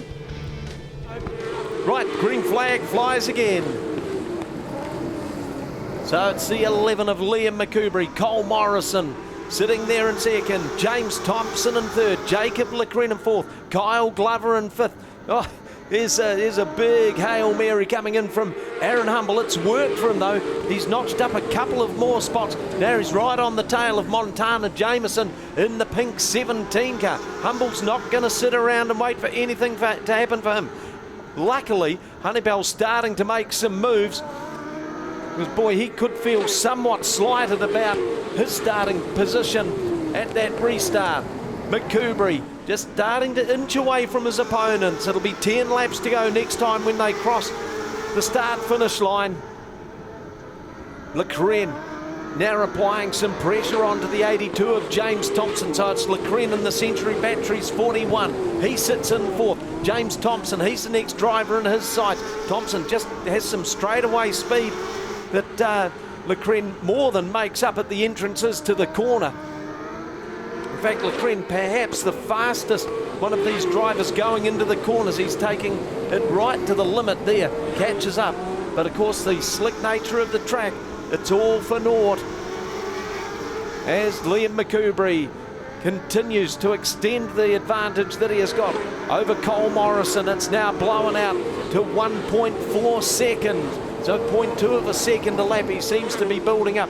Leckreen still just chipping away. Can't make anything happen. Oh, he's got problems. The 41 of Leckreen retires to the infield just as he was starting to mount an attack on the 82 of James Thompson. That brings Glover up into fourth spot. Charles Gardner in fifth. Humble in sixth. Then we've got the 4 car running there in seventh. That's Philippa Melrose. Honeybell, he's worked his way up into eighth. Night and day between Liam McCoubry just continuing to march away from the field. Morrison, he's put up a good drive there in that 36 car in second spot. Now Glover, he seizes his opportunity. He wants it. He wants some more valuable points. Running down low on the track. It's Thompson up high. The Glove down there on the pole line in the 16 car. Just squares his car up as he made that corner entry, which certainly wouldn't have helped James Thompson. A bit of shrewd driving there just to maintain the inside running. Montana Jameson, she retires to the infield. Boy, she's a bit of an attrition rate starting to build up now. 3 laps to go next time they cross the line. It's Liam McCoubry, Cole Morrison, and a big gap back to Kyle Glover.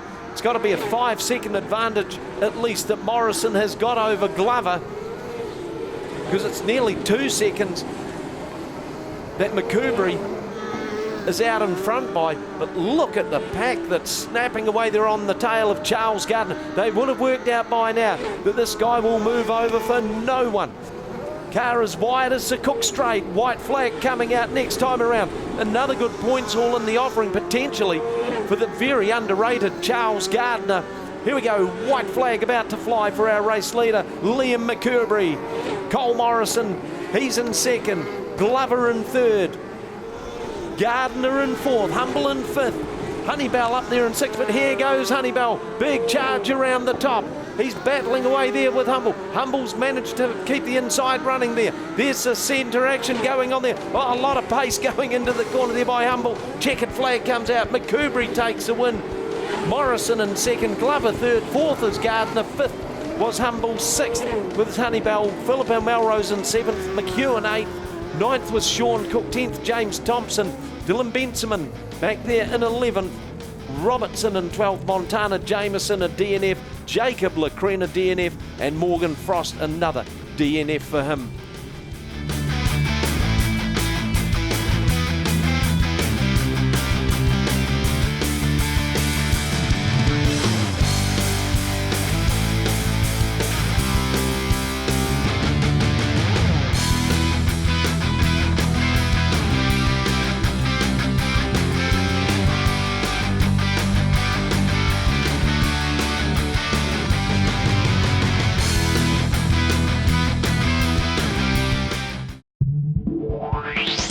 Technical Welding Services Hamilton are specialists in the transit concrete mixer industry. From chassis drop-off to a full working concrete mixing, the team will take care of the job from start to finish. Full engineering services and general sheet metal work can also be undertaken. Need a quote? Call 07 847 2031 or visit our website www.techweld.nz. Technical Welding Services Hamilton, we are the experts. Jaden Kedslick, Verdon McAfee, Charlie Jackson. And racing they go this time with the modified sprints. And it looks like it's the 73 of Jaden Basilay gets himself into the lead, and a commanding lead so quickly on. Jaden Fraser in the 36 in that second position from the 11 car of Courtney Jones. Then we go back to Kieran Harris, but it's Brendan Daly who's got the second Avon Insurance Brokers car, challenging Harris for that fourth position. Hello. Basilay slowed. They've all threaded the needle past him as they go round. They're sort of looking, wondering what's happening, but the green light's still on. He comes down into the infield. It's Jaden Fraser that leads them through. Kieran Harris has got that second position. Courtney Jones is third, but she's coming under some pressure from Verdon McAfee. McAfee goes round as the yellow comes on because Basilay, well, he must have moved from the infield to the back onto the track, so you can quite see what's happened there. I thought he was retiring. A good move from 74 Verdon McAfee. Well, they're away this time, and certainly it was Kieran Harris that made the best of that start. He anticipated that to perfection, or was he earlier? I'm not sure, but he's got to jump on the rest of the field. Courtney Jones in that second position. Here comes Verdon McAfee in the 74. Content to go up and chase the dirt is Taffy in that third position. Oh, there's Jaden Fraser's just done a complete 360. Continues on at the tail of the field as James Muller and Charlie Jackson and Jaden Kedslick miss him. And we go back to the front of the field and see that Kieran Harris is just pulling away from the rest of them. Courtney Jones is trying to reel him in, but you need to keep an eye on things as that 74 car of Verdon McAfee was closing in on her. So Avon Insurance Brokers 32. Kieran Harris just doing all the work, going through the Yukon Town Bend, down past our Value Cars Warehouse, main straight. Nothing much happening. Courtney Jones in that second from Verdon McAfee in the third position in the 74 car. Then we got Brendan Daly, then Jaden Kedslick. Most interest would be the battle between the 97 there of James Muller and the 56 of Charlie Jackson. They've been having a bit of a ding-dong of their own at the tail of the field there. Jaden Fraser rounds them out. It looks like Jackson's got through on Muller, although Muller seems to have a wee bit of a problem and is slowing. I'm here with the 46A, Aaron Humble. Aaron, how's your night? Yeah, it's been pretty good. We got a third in the first heat from grid 4, and then we had our back grid, I think it was 5th, 16 or something. We managed to get up to 5th, and so it's quite good. The team's putting me an awesome setup on all night, man. I just have to do the fun of driving this thing on this pretty challenging track, but it's enjoyable nonetheless, and it's good to be here. Just how challenging is that track from a driver's perspective? Because it does look very, very challenging. Yeah, I mean, there's a fine line between too much throttle and spinning yourself out as I did in Heat 1 early on. But yeah, it's probably one of the most challenging tracks I've raced on, but it kind of brings all the pack together, and it's a good fun racing. They can see how slick it is, but we'll see how it goes in the last one. And how are you feeling about the rest of the night? Of course, you've got another heat coming up. Where are you starting? I'm starting off grid 12, so I got the short straw and got 2 back grids tonight, but I swear the team will get me a good setup once again. You know, Alvin, Chip, Jess, Josh, they'll all give me an awesome setup tonight, and hope we can go forward to bank some good points for our front grids tomorrow. Great, thank you very much. We look forward to seeing you later on. Cheers, thank you very much. Aaron Humble, ladies and gentlemen. I'll just bring Charles Gardner in, eh? How's your gun? How's your night going? My night's going pretty good. It's been pretty awesome so far. It's hey, I'm up the front, and it's where I'm hoping to stay, just so I can get more points and see if I can qualify. How are you finding the conditions out there? They're tough. They're really tough. Like, I'm having a good battle with 46A. He's coming from all the way down from Auckland, and hey, he's giving me a run for my money. But hey, I'm holding him out. I'm doing good. So, sort of all I can ask for at the end of the day, and my crew. they've been real helpful tonight. They've given me a good setup. It's all about communication with my crew. It's all done by myself and my parents. It's all out of the back pocket basically.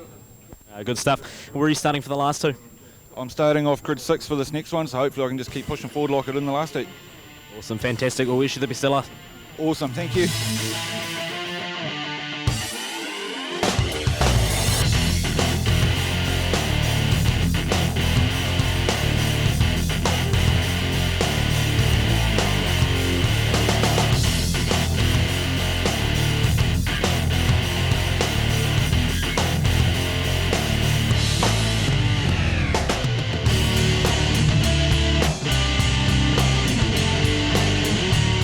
Field goes through the stadium finance corner for the last time before the green flag is waved. Away and racing, Aaron Hutton is on the inside line. Peter Keefe tried to come underneath him, but Tony Crichton's driven around the outside of him. So it's Crichton from Cromwell out front. Oh, we've got an issue there for Andrew Gregg, but he's away again. So it's Crichton leads them round the stadium finance corner. Josh Buchanan on the outside of Hutton. Hutton resumes that second place, but Buchanan's going great guns on the outside. Hutton trying to go on the inside of Crichton, but he's lost out to the two Cromwell cars now because they're running first and second. So it's Tony Crichton leads from Josh Buchanan, then back to Aaron Hutton, but up the inside of Hutton comes car number 88, Peter Keefe. He's won quite a few of these features here at the Racecourse Hotel and Motor Lodge Ruapuna Speedway, so keep an eye out for car number 88, Peter Keefe from the Triple X chassis. So of course all of these cars running the V6 Buick or rebadged Holden engines. It's a 3.8 litre.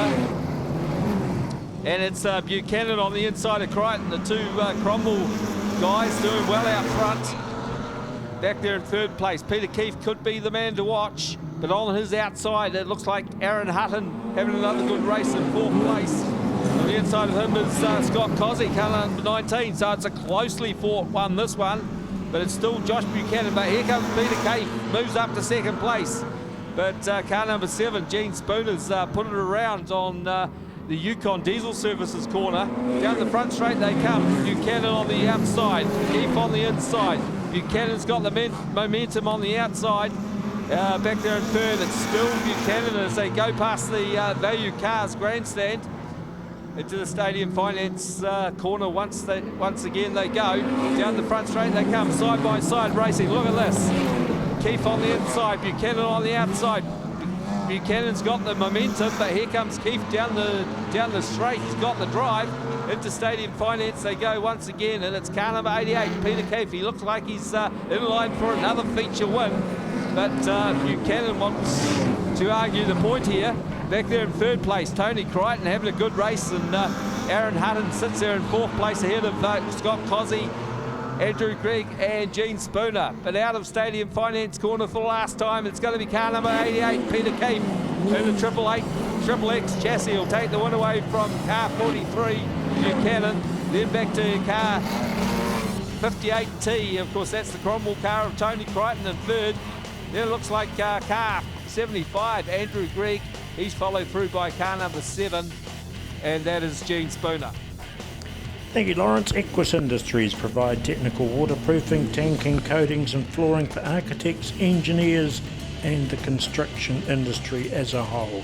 Contact Equus Industries for all that waterproofing that you need sorted.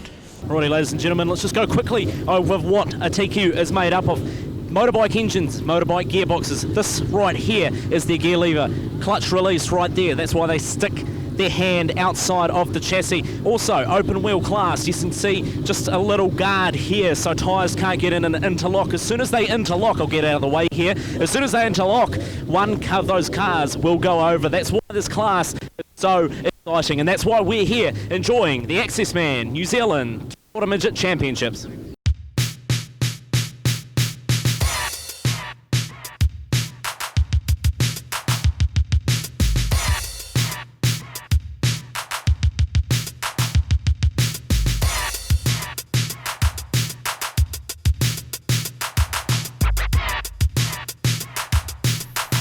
At Wholesale Tyres in Whakatane. Need truck tyres? Wholesale tyres. Good tyres, better prices, great people. These staff in here just running around getting their jackets on. They're not straight jackets, Warren? No, they're not. Okay. They might be holding the water in though. Right here we go. We've gone green heat number 7. And Jeremy Webb from the front row. He's got a big challenge from Ryan Barry. Let's see how this pans out. The drag race down the front. These are two of the most favoured competitors in this year's New Zealand TQ Championship. Going to go across the line. Barry, he's got half a car length over Webb. So Webb in second, and third we've got the 8 car of Lawrence Baker just hanging on in there. Tyler Warnock in third. Oh, there's someone way up high, wide and handsome up against the fence. But Ryan Barry, gee, he's making Webb really work for it. Webb, he just digs deep into the box of tricks, manages to go around the outside, and Barry is now running in second spot. So it's Webb, Barry just gets a little bit of a push on. That has held him up somewhat. And Lawrence Baker, he sits there in third. Tyler Warnock in fourth. Then fifth, we've got Kieran Rose in the 35. Jamie Duff in sixth spot. The top 6 there just starting to extend themselves a little. Who have we got? Corkle. Jay Corkle in the yellow 66 car. He's been shot out of a cannon, having a big old battle with Boothie in the 72 car. Those two guys do not want to be left behind. But Jeremy Webb in the 1NZ car opens up a bit of a break now over Barry. Back to about 5 car lengths that he's got. Lawrence Baker in the 8 car, hanging on to that third position. Warnock in fourth. The Duff man thinks he's running a sprint car with the line that he's running right around the top, and that's going to pick him up another spot. So Jamie Duff, if he can keep up the momentum, no, he's just been pipped by Rose, so Rose still hanging up there, but Duff, he's looking to try and see if he can get that wee TQ up on the cushion. He's going to have to cut down to a lower part of the racetrack sooner or later, and he does that just as they go through Stadium Finance Corner. Oh, Yellow Lee's has struck problems. He's up against the fence, still circulating. Hopefully he's not going to bring out a yellow. Webb marching away from them. Barry in second. Lawrence Baker in third, but Tyler Warnock giving Lawrence Baker a torrid time as they went through the town bend and down the back straight. The lap's counting down, 7 to go. This time in heat number 7. That's Jeremy Webb, Ryan Barry, Tyler Warnock. Lawrence Baker still hanging in there, but he's coming under some real pressure from Jamie Duff, the Duff man in the number 5 TQ from the Chapel family. That lead that Webb had is starting to absolutely blow out. He's got 3/4 of the length straight advantage over Ryan Barry. Warnock still hanging on to that third position. Lawrence Baker in fourth. Duff in fifth. Then they've got quite an advantage over Rose, Corkle, Booth and Martins. There'll be 4 laps to go next time by for Jeremy Webb. Blown out to 2.5 seconds, so he gained half a second on lap number 11 over Ryan Barry. What a phenomenal performance from Webb after his problems in the International Midget Series. This had to become the key focus for him. Warnock still hanging on to that third spot. Baker's just drifted back a little, but Jamie Duff close enough to assert some real pressure. The starter goes for the white flag. That'll be flying next time around as Webb goes down the back straight. It's growing out to almost a 3-second advantage that he's got over Ryan Barry. Warnock a similar distance back. The Duff man, he's moved up into fourth in the wee number 5, the Monsters car. Lawrence Baker gets up close and personal. Bit of contact between them. No one lost a limb in that one. Checkered flag time. And Jeremy Webb takes a win. Ryan Barry second. Tyler Warnock in third. Jamie Duff in fourth. Lawrence Baker in fifth. Rose in sixth. Corkle seventh. Booth in eighth. Martins, he got up into ninth. Minchington in 10th. Rodney Thompson in 11th. 12th, Dylan Stone Cuthbert. And in 13th, we've got the 48 of Mike Bell. Tim Yellowlees circulating around the top of the fence. Ended out 5 laps down, but still notched up some valuable points.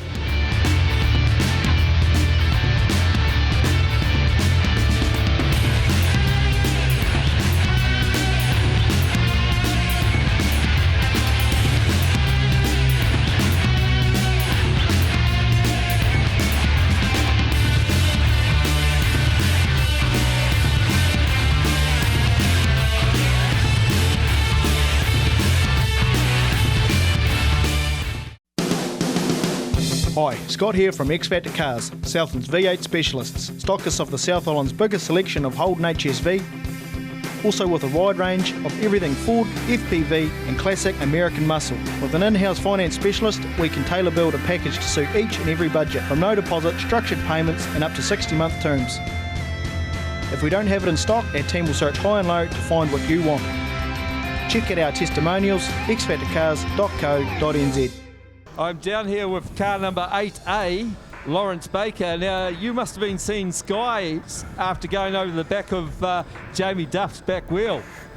Oh yeah, it's the front bucked up in the air a little bit, but it wasn't too bad actually. It probably might have looked worse than what it felt in the car. Well, it certainly looks like you may have bagged some good points over the weekend so far. Oh well, I mean I had that DNF in the first heat where we blew a fuse and whatever, but I don't know. We'll see what it comes out like, eh? Okay, well, good luck for you. If you end up in the B main, good luck for that tomorrow night. Yeah, well, hopefully I'm not in the B main, but thank you very much.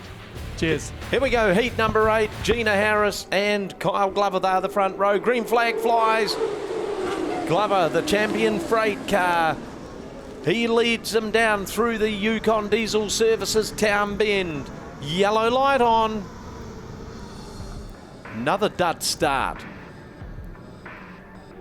Right, here we go. Let's see how we get on this time. Green flag flies. It's clean, it's green. Kyle Glover leads the way. Gina Harrison second. Morrison, he moves up into that third spot. Drifts out a bit wide, left the door wide open. Todd, he snuck through into the inside. They cross the line. It's Glover leading the way. Behind him is Todd. Here's Morrison, 3 wide down the back chute, and Morrison's right up against the concrete wall, making hard work of it out there.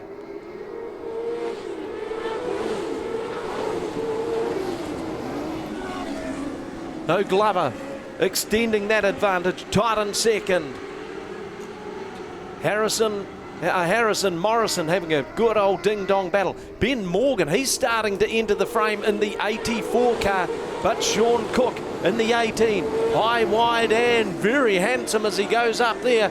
So he's making some big inroads. Sean Cook right up against the wall, throws another cloud of dust into the air as he scuffed the concrete right opposite the Value Cars grandstand. But Glover, intent on banking as many points as he can out of this one. He did have the advantage of the front row start, but he has got one of the heavy hitters, one of the all-time favourites in TQ racing, Dwayne Todd, right on his back bumper. Cole Morrison in third.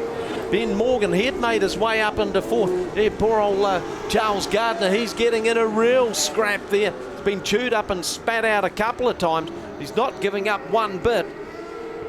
But Todd inching closer onto the tail of the 16. Certainly as they go through into the corners, Todd's making up a huge amount of ground. But down the straight, Glover may just have a slight speed advantage. The door's been left slightly open for Todd. He couldn't make that stick. So 7 laps down in the box. Still Kyle Glover, Dwayne Todd, they're all the action at the front. But young Cole Morrison, he is very, very close and not so comfortable for the rest of them because he is just ready to pounce. Still Todd just chipping away, can't do anything because Glover is driving the perfect line. If he gets 1 foot off of it,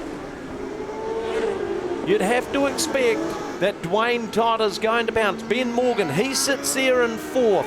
Behind him, Sean Cook, Matt Liversich.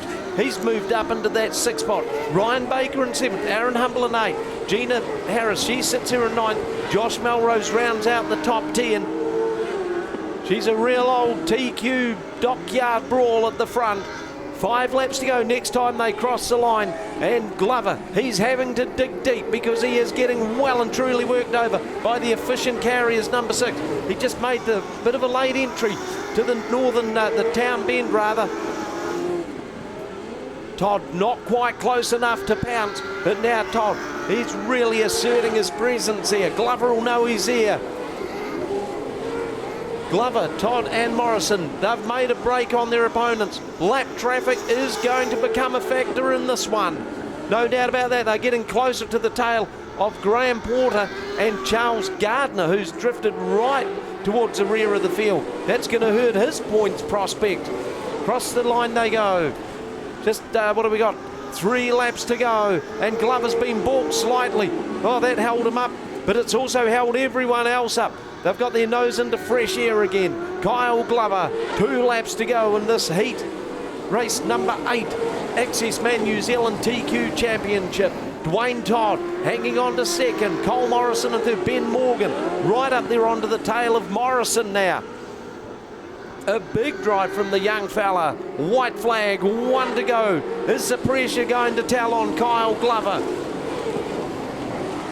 Once again, they're approaching the lap traffic. It's Charles Gardner.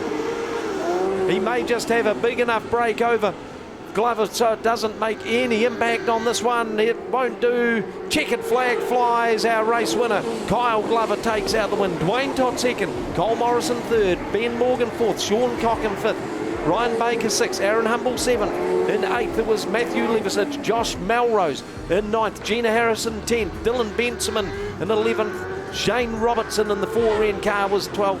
Charles Gardner 13th. Graham Porter 14th. But some important points have just been jammed into the bank.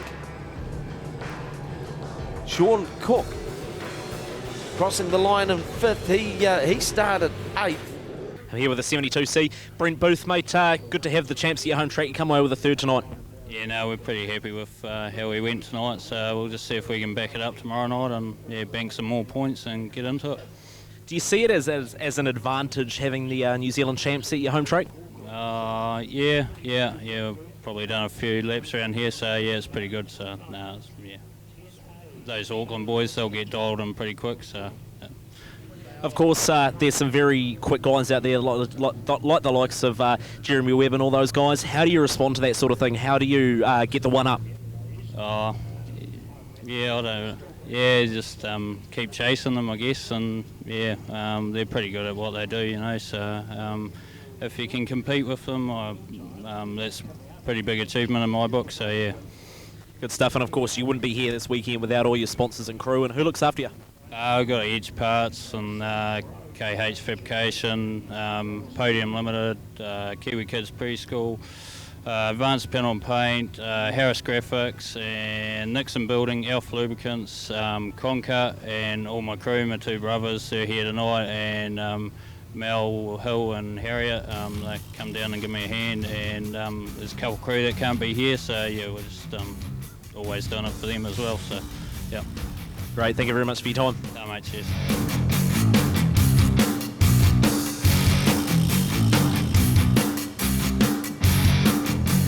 Okay, midget feature time. From grid position number 7 will be Jay Chadwick, the 98 car.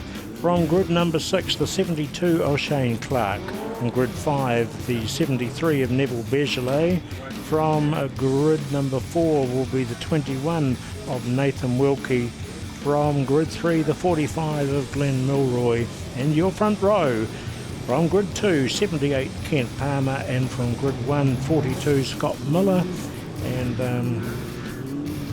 Glenn Jury. Sadly a non-starter in this, but he'll be back.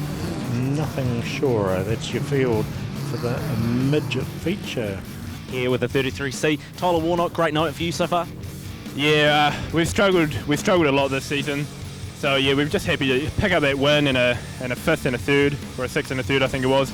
Qualifies us pretty good. We still got 2 heats tomorrow, so we don't want to jump the gun, but we're pretty confident. The car's feeling good, the boys are onto it, so hopefully it all goes our way. What does it mean to you to win a New Zealand title heat at your home track? Funnily enough, I've never actually won a heat at my home track. I've won a heat pretty much everywhere else, but... Sorry, I'll just cut on the edge. I'm about to go racing. We'll catch up with you soon. Yeah, right, cheers. Side on grid 1 with Kent Palmer and the Brecker Esslinger on grid 2. He's the pace setter as they come round through our stadium finance. Prism Band anticipating the start. Nice and tidy. And off they go in this midget car feature. It looks like it's 42. Scott Miller has just got his nose in front there from the 78 of Kent Palmer. Shane Clark all out of control over there. Oh, goodness me. He was essing around there. He's certainly taken Nathan Wilkie out onto the infield as the race continues. And it's the 42 of Scott Miller. No, we've gone yellow. Yes, Shane Clark just sitting on the pole line there after coming off there at a good rate of knots.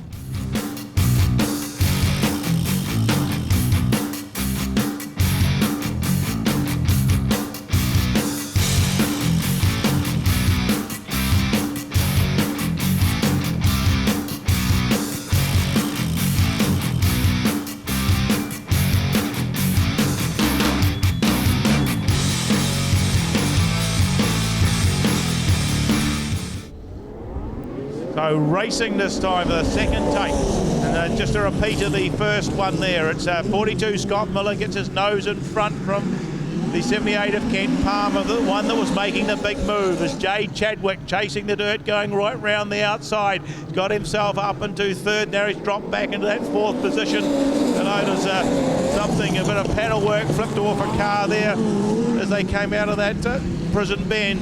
But it's still Milroy in that third position. Jay Chadwick's looking to go round the outside. Now he cuts back down. He's found a hole underneath Milroy and moves up into that third spot.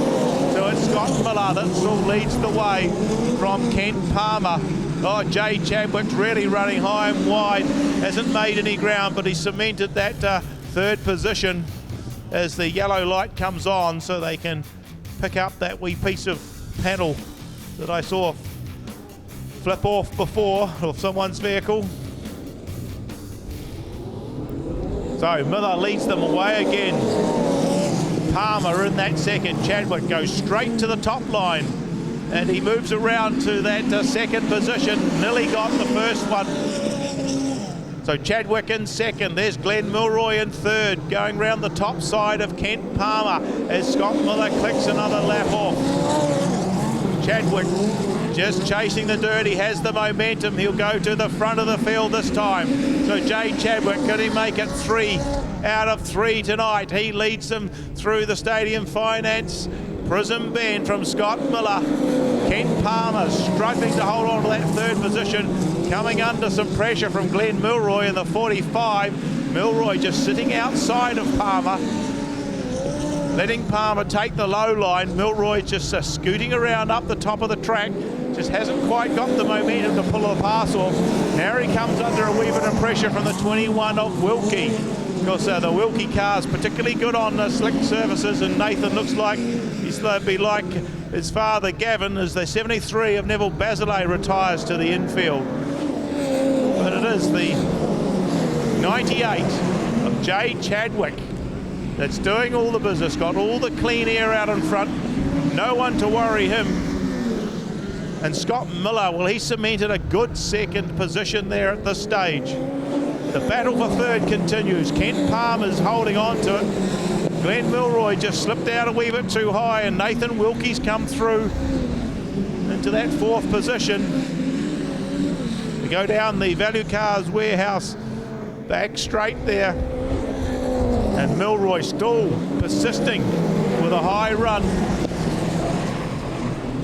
as he tries to go round the outside of the 21 car. But there's no doubt about the lead car at this stage, Jay Chadwick, just pulling away quite comfortably from Scott Miller. The remaining 3 cars, well, they seem to be in a battle of their own for that third position. Currently held by Kent Palmer from Wilkie and Milroy. There's Milroy going round the outside, but he just can't get the drive out of the turn. Now he picks it up down the back straight. Up high he is. Can he pick up that third position? No, he still drops back into that fifth spot. Consistent as Milroy, still persisting with it, still trying. He may have Wilkie this time. I think he has, but we go to the front of the field. It's Jay Chadwick. He'll pick up the white flag with 1 to go. Scott Miller in that second position. Kent Palmer still holding on to third, but Milroy just shoots through. Can he cut down low and hold that third position as they go down the back straight for the last time? It'll be Jay Chadwick that takes the win from Scott Miller. There comes Milroy, but he's stripped it up high against the wall there, and Kent Palmer will sneak through on the line, and so will Nathan Wilkie. So Palmer holds on to that third position. 21, Nathan Wilkie will come home in fourth. And Milroy just on that last battle slipped back to the tail of the field. Right, I'm here with Tyler Warnock. Just finishing off what we were saying before, how much does it mean to you to win a heat race at your home track at the New Zealand title? It means heaps. I just wish some of the boys that are on the crew, like Brad Collins and Dave Rikoshi, could have made it. But yeah, no, we're just happy to get the win. And of course, you wouldn't be here this weekend without all your sponsors and all your crew. Who are they? Yeah, BEC Fabrication, Brian Williams Earth Moving, Blair Print, Lone Star, Ashburton, Toto Oil, Flooring Warehouse, Mortgage Grills, everybody. They've just helped me so much, and I wouldn't be here without them for sure. Great, thank you very much for your time. I'll just bring Ryan Barry in here. Ryan, a few frustrations earlier on. What's going on? Just had a few of the rare heats and coming through on some of those cars. They just didn't hold their line a bit. If you had a few different breaks here and there, and would have been a different story, but we got a couple of decent grids tomorrow night, so keep getting some more points and we'll be all right. How are you feeling going into tomorrow night after tonight's performance? A lot better after being behind Jeremy there and just seeing where he's running on this track, just getting my brain around how to run this, and got the mentor Lincoln from R&R Power Sports there just talking me through how to get around this place the fastest we can. So we're looking positive. We know how to change the car up and go a lot faster. Great, thank you very much for your time. Just quickly, who are your sponsors? We got True King and we got OSP, Owen Shaw Panel and Paint. Really helping me out with the suit, looking flash. We got Cyclone. Mike always helping us out heaps. Pay for the ferry to come down, it's always a big help. So yeah, everyone that helps out on this car is making it my life a hell of a lot easier. Great, thank you very much for your time. Best of luck tomorrow. Cheers, thank you very much. Okay, Lawrence, take it away. Okay, modified sprint feature over 12 laps, away and racing. Great start from the outside from Courtney Jones. She heads Taffy, and back there in third place, it looks like car 32. That, of course, is Kieran Harris. Then back to Brendan Daly in the Avon Insurance car. As they come down the front straight, past the pit gates, through the Yukon Diesel Services corner, down the Value Cars Warehouse Grandstand into the Stadium Finance corner, and down the front straight again. It's still Courtney Jones, car number 11 from car 74, Taffy, but he's got car 32 in fact. That, of course, is Kieran Harris all over the back of him like a rash. Has a look up the inside, does Kieran Harris. Can he make it stick as they come down the front straight? Moves into second place. He has been the man on the move tonight, but round the outside goes Taffy to reassert that second place. But it's Courtney Jones out front. She's shown it the guys the way to go at this stage. Courtney Jones in the Brian Hum contracting car is your race leader ahead of Taffy. And back there in third place still Kieran Harris, then back to car 33, Brendan Daly. It looks like Jaden Bazilay back there in fifth place. Then you go back to Hayden Kinsley. But still Courtney Jones. She's shown the boys how to do it. Down the back straight past the Value Cars Warehouse, Value Cars Warehouse grandstand. Down the front straight she comes. Courtney Jones showing a clean pair of heels. Back in second place. It's a great dice going on between Taffy, Kieran Harris and Brendan Daly, slipping back into the clutches there of Jaden Bazilay. Further back you've got Hayden Kinsley. It looks like, is it James Mellor? Then at the tail of the field you've got Jaden Fraser, of course, he's a 3-time Southland champion, running out of Beachland Speedway at the moment. At the moment, it's Courtney Jones, reels off another one, extending that lead all the time. A great dice going on for second place. Bit of smoke coming out of Kieran Harris's car. Of course, it's a battle of the Zukis and Yamaha R1s for the modified sprints. But it's still Courtney Jones making him a postal winner. Still a great dice going on for second place. Kieran Harris just cannot bridge that gap back to... oh, looks like we've got the orange light on. And we've got one around. I think is that Hayden Kinsley? No, 36. Jaden Fraser spun himself up there, Lawrence. He's just mobile, just restarting. He'll join at the tail of the field. Jaden Fraser, the 3-time Southland champion. Of course, out of Invercargill, contracted to Dunedin Beachland Speedway. And the green flag about to be waved once again. Great start there from Taffy in second place. But look, Kieran Harris goes for the big dive underneath Taffy. Of course, he wants to get him pretty quickly. And Taffy looks like he could be the big deal here. He's putting the pressure on Courtney Jones. Can't have too many laps left to run. And Taffy's going out there for the dirt.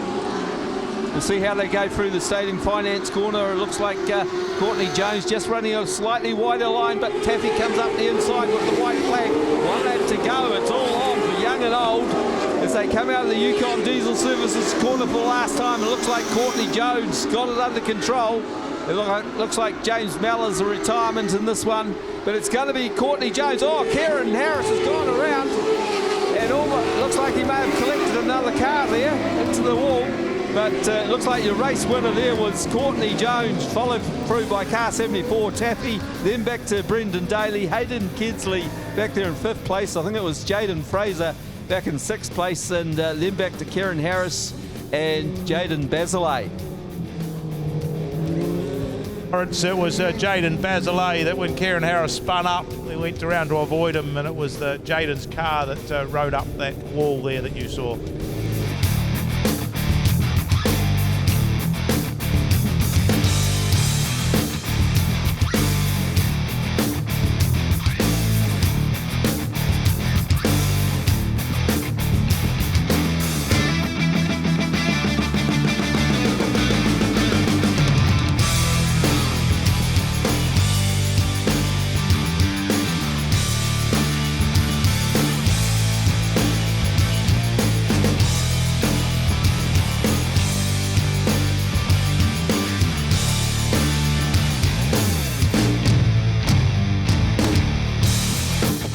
Through the field, Liam McCoubrey starting out of grid number 12. A lot of work for him to do.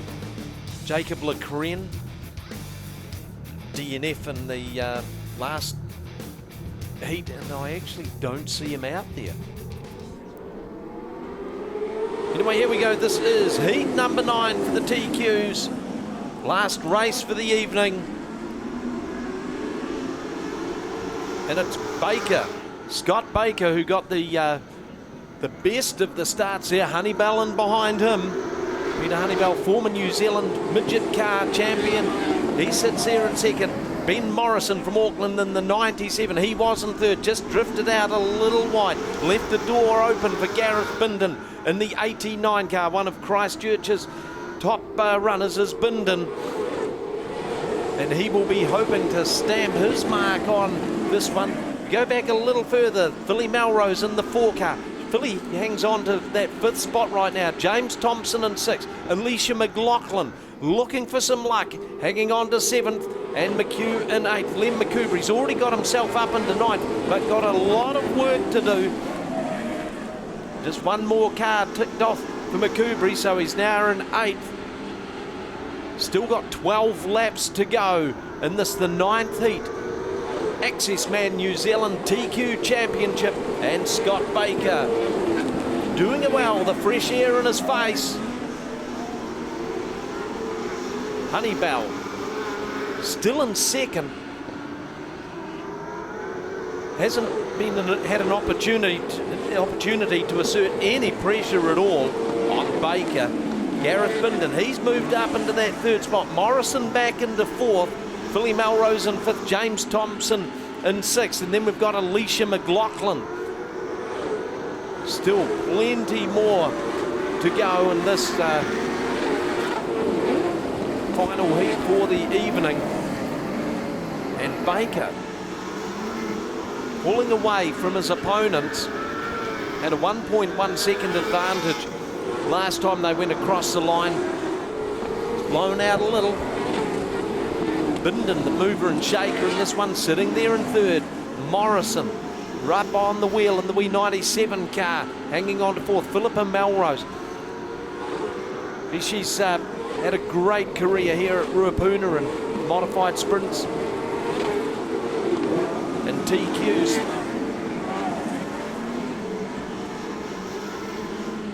But certainly Baker and Honeybell have got the march over the rest of the field. Honeybell 2 seconds in arrears. First big battle that's starting to wage is between Morrison and Melrose. That's for fourth and fifth. McCoubrey's now in seventh. Still got a heck of a lot of work to do, but they are valuable points that he's clawing back. 5 laps to go. McCoubrey just starting to run the high line. See whether he can get the V Energy Drinks car up onto rails there. Got a lot of work to do before he gets onto the tail of James Thompson. But Baker, he is a class act. Scott Baker dominating this final heat race for the evening. Peter Honeybell in second. Bindon still stuck there in third. Morrison hanging on to fourth by half a coat of paint from Philippa Melrose. James Thompson about 8 car lengths behind Melrose. Then we go back about another 4 car lengths to McCoubrey. So I'm not sure that McCoubrey's going to make much more of an impression in this one. Starter's got the white flag ready to fly. Heat number 9, Accessman New Zealand TQ Midget Car Championship. Scott Baker, just one more lap to go before he banks a big dollop full of points. Peter Honeybell in second. Gareth Bindon hanging on to that third spot. He did start from grid 6. Had a belter of a start. Checkered flag flies. Baker takes the win. Honeybell in second. Bindon in third. Then we go back to Morrison in fourth. Melrose fifth. Thompson in sixth. McCoubrey seventh. McHugh eighth. Yateman ninth. Smith in 10th. Alicia McLaughlin faded a little to 11th. Gillis in 12th. Frost in 13th. And Cam McKenzie in the 46 Greymouth car finished 14th. Fastest lap time was put in by Scott Baker, a 16.8781. Quite some distance off the track record. Well, that brings down the curtain on tonight's first night of qualifying. Thanks for rocking along tonight, folks. They'll be straight out onto that track and giving it a whiz up for tomorrow night. Of course, weather forecast for tomorrow, 30-odd degrees. We hope it's not accompanied by strong winds. Right, I'm here with our recent heat race winner, the 88A of Scott Baker. Great night overall, mate. Yeah, you know, it wasn't too bad. You know, tonight was all about surviving, basically, and coming out unscathed. The track, there's basically nothing there from Heat 1, so it was just trying to keep out of trouble and get as many points as we can. You know, luckily, I kind of had my front grids today, so hopefully the track's a bit more grippy tomorrow when we have to come from the back, and we can see what we can do. Of course, you're current North Island champion as well. How does tonight's form boost your confidence tomorrow? You know, it does boost it a lot, I guess. Coming to a new track, a track I haven't raced at for 5 years, you always wonder whether you're going to be quick there or not, but it seems like we're right on the pace, so, you know, we're happy going into tomorrow. Great stuff, and of course, work cut out for you tomorrow. What's the tactic? Go as hard as we can, you know. You can't be complacent here. You've got to get as many points as you can to make sure we're starting at the front or near the front of the feature, you know, but we'll just see what happens. Great, and of course you couldn't do it without all of your sponsors and crew. Who looks after you? Absolutely, you know, got to thank Digger, the James family for all the help they do, Johnson's Direct Logistics, Elite Garden Services, and, you know, Gary and Janet Harris from Harris Race Cars that keep our cars in, you know, top shape and really quick. Great, thank you very much for your time. We look forward to seeing you tomorrow. Great, thank you. Alrighty, ladies and gentlemen, well that about wraps it up here from the Racecourse Hotel and Motor Lodge, Ruapuna Speedway in Christchurch for night number 1 of the Accessman New Zealand's TQ Midget Championships. What a heated night it was. Tomorrow night's going to be even better, so I hope you tune into the Pits TV and Speed Shift TV. We appreciated your company. On behalf of myself, all the team, I'm Billy Hickey. Good night.